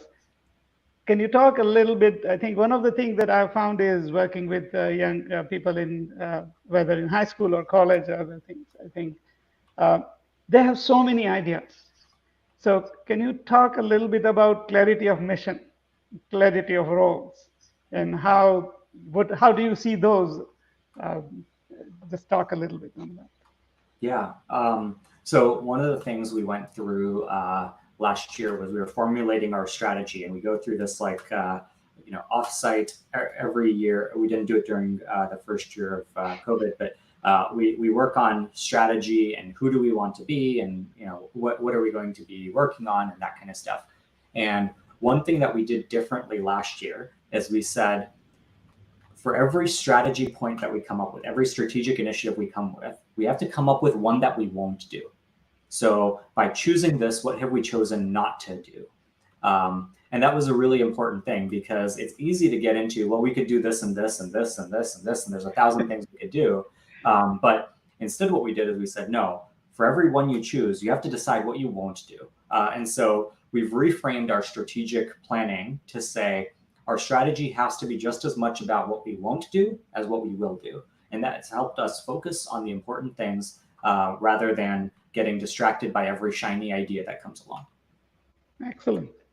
Control room, I think, are we ready for the next, or do I'm enjoying this talk. Yes, we're completely out of time. I think we should. I know that you could go on and on, and I'm enjoying this. Experiences are fantastic. Yeah, but yeah, okay. All good things need to come to an end. Agree. So, Chintan, thank you so much. Amazing talk, and I truly enjoyed the Q&A. I'm sure our young entrepreneurs have really enjoyed listening to you. I will turn it back over to you for last words as we celebrate the success, and then we'll turn it back to the control room. Yeah, no, I just wanted to say thanks everybody for having me here. This was a lot of fun, and I had the opportunity to reflect on a lot of things through this process as well. So thanks everybody. Chintan, please stay on because you're going to give out the number one prize. So please stay on here. Ria, please take over as we move forward. Okay, awesome. I think we have Mr. Ram Vishwanath next from TYE Dallas.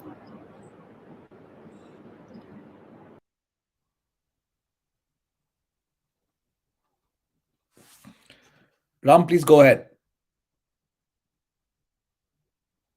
You're muted, Ram. We can't hear you.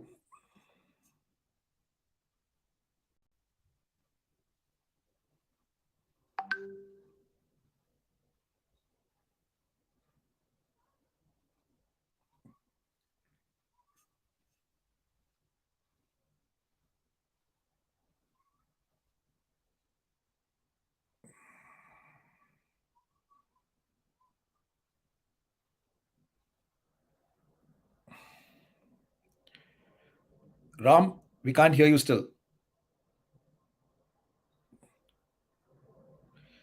Okay, while we're waiting for Ram to fix his technical issues, I'm going to request Komal Goel on behalf of the judges to share just a little bit of a perspective of how the finals went, and then we can get Ram back on once he's fixed the technical issues.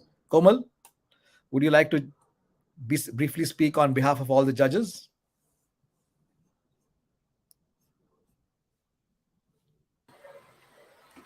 All right, technology worked. Hi, everyone. I was able to just unmute myself, which is always a good thing. As we have been hearing this phrase since pandemic, you are on mute. This is the most used phrase in the past 2 years. Well, thank you for letting me be part of this really good event. We are as Vijay can tell, and the rest of the judges can tell, it was a very difficult choice. It was a very difficult choice. Everybody was so close.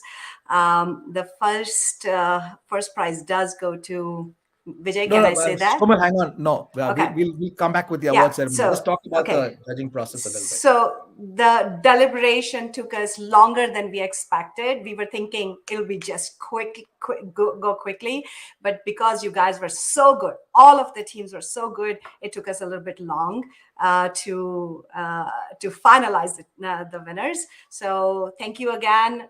Really good work done. All the teams were awesome. Thank you. Thanks, Komal. Thanks on behalf of the judges. Thanks, Neeraj, and thanks to Ravi too. Ram, are you back now? Can we hear you? Can anybody see if Ram's back? Can we hear him?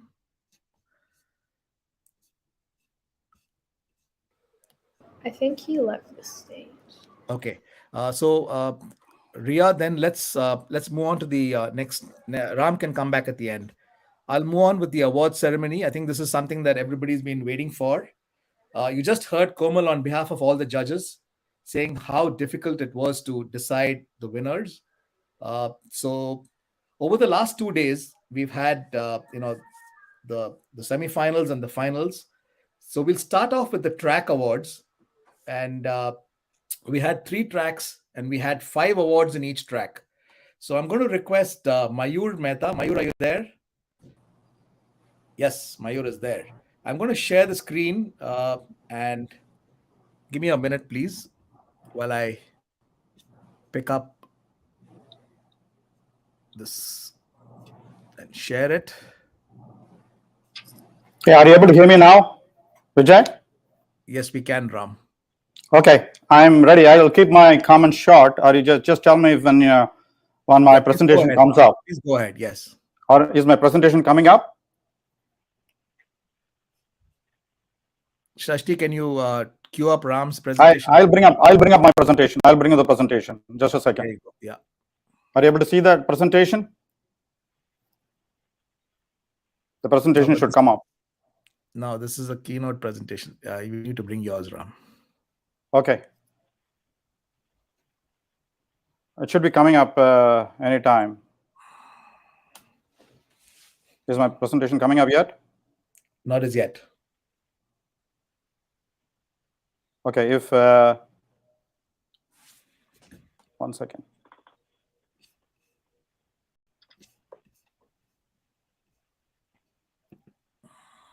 Let me know when the presentation comes up. Is it there? Yes, we can see it. Yes, we Okay. can see it. So sorry, folks. You know what? I guess I was under a lot of pressure with all these kids just doing a fabulous job like they did. I know we are all very anxious to go into the award ceremony. By the way, am I loud and clear? Everybody able to hear me and see my slides? Yes, yes, we Yeah, can. okay. All right, guys. First of all, thank you, Chintan. We've heard a lot of different definitions of entrepreneurship. Couldn't have seen a simpler, more succinct, and illustrative way of what entrepreneurship is all about. The definition, especially for this audience, and a lot of us would say, even for experienced entrepreneurs like some of us here. So thank you again very much. It's so great to have you in our community and support us in the way you have been able to do. I'll go through a very short summary of what we are all about here at TYE Dallas, and acknowledge a number of people that made this event possible. Okay, ours is a very vibrant chapter. We have a lot of different programs and initiatives, a lot of programs that Global comes up with that Vijay throws at me. We take it on and run it. And along those lines, the TYE program that we just saw was one of them. TYE Women program is another. TYE University, and then we have a very active angel program. One second, let me see my slide. One second. Are you able to see my slide? Ram, you need to keep moving them forward. 1 second. We're still only seeing the first slide. Okay, what about this one? Yeah, you we see can all the see it programs now. here, Please, right? and please go into full screen mode. So, yeah, okay. 1 second. I don't know. Okay, just go ahead. Please go ahead. We'll just leave it like this for now. So, as I was saying, we have every program that we have got going at global level. And in addition to that, we have been working with a number of different initiatives across the whole ecosystem, such as the TGS, conduct our own seminars on special topics like the energy crisis here in Texas, the EdTech, philanthropic initiatives, and so on and so forth. In the process, we've very actively engaged with our charter members, with the global organization, and a number of different chapters around the world. All this has been possible through active leadership that we have been very fortunate to have across these different programs that are being chaired by these leaders over the years. We have been also very active in social meetups, golf outings, happy hours, and so on and so forth, which brought a lot of camaraderie into the group. So I just wanted to say a few words about what an active and vibrant chapter we have here in Dallas. Having said all that, folks, TYE holds a very special place in our hearts. It is this program that gets the most attention. No offense, other programs, but this program gets the most attention, most excitement, universal support, and member engagement. So we started the program 10 years ago. We have graduated about 300 odd kids, give or take, over the years. These ventures have run the gamut of EdTech, healthcare, technology, food, fashion, and so on and so forth. We have had a structured curricula with great emphasis on case studies, interaction, extensive leverage of the local entrepreneurial ecosystem, from serial entrepreneurs, VCs, educators, and so on and so forth. And very importantly, we have a very active alumni network that have come back to support us. And you saw a glimpse of this today, and some of you saw it yesterday. the MCs were all our alumni. Today's Ria and yesterday's Sia, Tanvi, and Arushi. They are all active alumni that we have been able to engage on an ongoing basis. So we have had all that. We have had a consistent winning track record at the globals in the various categories that we have instituted. So we are just really very, very proud of the TYE program's track record here. They have gone on to do great things, going to expect exceptional schools, start companies, start funds, and do extraordinarily well. So I just wanted to mention that. So when we were asked if we would like to host the TYE Global 2022, we didn't even have to think. It was an instant yes. Of course, it doesn't happen automatically. There was a lot of work that went into it over the last several months. We are thankful to the multitude of instructors, coaches, mentors that we have engaged over the years in the local programs, as well as the global ecosystem, our facilities and financial sponsors, the various chapters from around the world. So while I can't possibly name every one that has been involved and do justice to all of them, there are certain individuals that need special mention. So I want to be cognizant of that. And with that said, again, I want to give a shout out to the TYE Dallas alumni, Sia, Tanvi, Arushi, and Ria. We said, let the kids take control, let them run the show. And they did a phenomenal job. What a remarkable job they did in the last couple of days. So hats off to them. Fantastic support from Global, from Aparna and Vijay, our platform partner on the team. And one individual in particular that sometimes single-handedly spearheaded the effort is Mayur Mehta. And he has been involved with me from the very beginning when we started the TYE program 9-10 years ago. And the kind of dedication and the passion he has for the program is just absolutely admirable and infectious. So again, please join me in a big shout out to these individuals. And finally, the students that put in an enormous amount of effort, their parents for their encouragement and commitment to this very significant program that they will remember for the rest of their lives, whatever paths they take. So I just wanted to mention all of them. Again, I might have missed out a few, but you know who you all are. Now, finally, I know we are all very anxious to get to the next phase of this program, next agenda item, which is the award ceremony. But I want to just mention this. Nothing illustrates our commitment to the cause and the importance we place on this program, on the next generation of youth, than in the succession plan we have put together for the chapter itself, and through a rigorous governance process that we have gone through over the last several months. And I'm proud to announce that our president-elect and vice president-elect that will take over at the end of the year in terms of the new leadership, Roshan Vani and Harsh Agarwal, are individuals with impeccable credentials and really who truly represent the next generation leaders and of youth, energy, enthusiasm, ideas, and the entrepreneurial spirit that we have come to expect. So we have come a long way in the last 3-4 years, but we have a lot to look forward to. I'm so excited about the things that are happening here in TYE Dallas and the relationships we have built with Global and other chapters, and in what we can expect in the next phase of the growth in TYE Dallas. And as I hand over the reins to them in the next several months. So with that said, I want to once again thank you all for joining and watching this deliberation the last couple of days. Once again, hats off to our kids for doing a phenomenal job, and we are really incredibly proud of this global community of TYE kids, if I may say so. Thank you all. Thank you, Vijay. Can take it over and let's go through the award ceremony now. Thanks, Ram. Thanks, Ram, for and to TYE Dallas and the team for hosting the globals this year. I know Ram mentioned many of the young student entrepreneurs who helped us run this.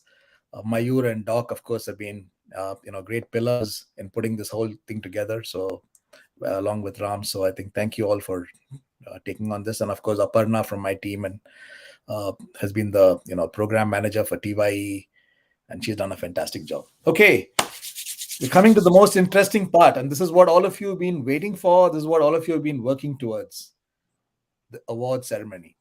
I want to start by saying that every one of you here is a winner. I mean, you've come to the finals, you've representing your chapter. So all of you are really winners, and you've done a fantastic job. Uh, I can say that the judges, I was in deliberations in the semifinals yesterday and in the finals today. The judges really struggle to pick winners. And that is a true validation of the fact that, you guys have all put in so much of effort and things are so close. But having said that, we have to give awards to some winners. And I'm going to ask Trustee, can you please queue up the awards presentation?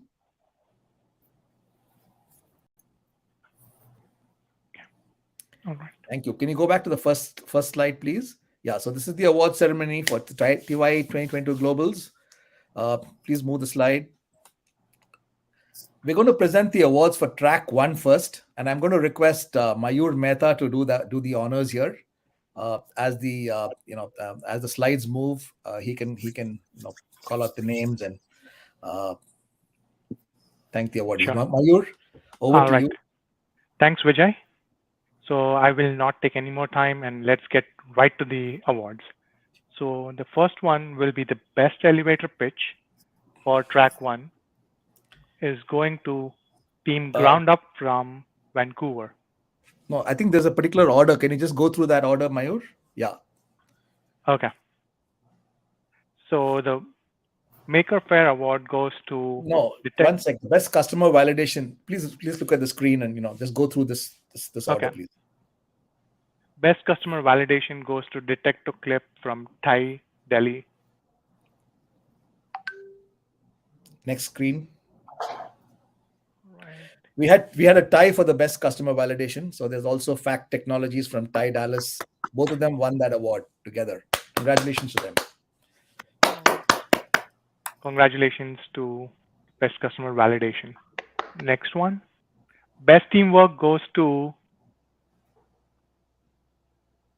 Cloud9 from Carolinas. The best execution goes to NFT Reality from TYE Rajasthan. Right. And best business model goes to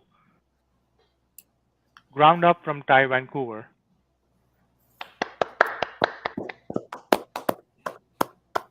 And the best elevator pitch goes to Ground Up Vancouver. Thank you, Mayur. Those are all the awards from track 1. To give away the awards from track 2, I'm going to ask Satish is doctor. He's going to call out the awards for track 2. Yeah, my pleasure and privilege. Can we move the slides? Yeah. All right. So the best customer validation goes to Odessa Edible Flowers. Congratulations. Amazing validation. I know. I wish I was in Seattle to enjoy what you produce for your customers. The best teamwork goes to Maska Chaska, TYE Ahmedabad. I used to be in Ahmedabad. I wish I can come back and enjoy the Maska Chaska. Excellent. Best execution goes to, in track 2, Octave from TYE Atlanta. Fantastic. Congratulations. The best business model goes to Electrosize from TYE Boston. I happen to have seen that amazing energy and business model. Congratulations, TYE Boston. And the best elevator pitch for track 2 is Plastid from TYE SoCal, San Diego. Again, a great mission. Congratulations. Thank you. Thank you so much, Doc. We all saw Ria, who did a fantastic job emceeing the finals. I'm going to request Ria to call out the awards for track 3. Ria? Thank you. Yeah. Okay, move it ahead. Trustee. Okay, so for best customer validation, it is in track 3. It is Sitline from TYE Kerala. Congratulations. And best teamwork goes to Educare from TYE Silicon Valley. Best execution goes to Sitline from TYE Kerala. Best business model goes to Match Talent from TYE DC. And best elevator pitch goes to Educare from TYE Silicon Valley. Congratulations. Congrats. Thank you, Ria. The other award that we have, which is a single award for all the teams, is the Maker Faire Award, and it's my pleasure to request Tanvi to give away that award. Tanvi has been a fantastic volunteer helping us with the finals here. Tanvi, are you there? Mayur, is Tanvi here? I don't believe she is able to join. Okay, then Mayur, maybe you can just do this award too. So Right. can we move forward? Yes. So the Maker Faire Award. Yeah. The Please go ahead. Maker Faire Award goes to Detector Clip from TYE Delhi. Congratulations. Thanks, Mayur. Okay, now we have the top awards. Just hold on, Trustee. I'm going to request Gordon to give the second runner-up award. Gordon, of course, your fantastic tool really helped us to, do this entire awards process and scoring process so well. So, Gordon, over to you. Thank you, Vijay. Everyone on the edge of their seats, this is for the second runner-up, and I'm absolutely proud to announce from Delhi, it's Detector Clip. Congratulations. Congratulations, Detector Clip. The first runner-up, I'm going to request Ram Vishwanathan, our TYE Dallas president, to announce this award. Ram, over to you.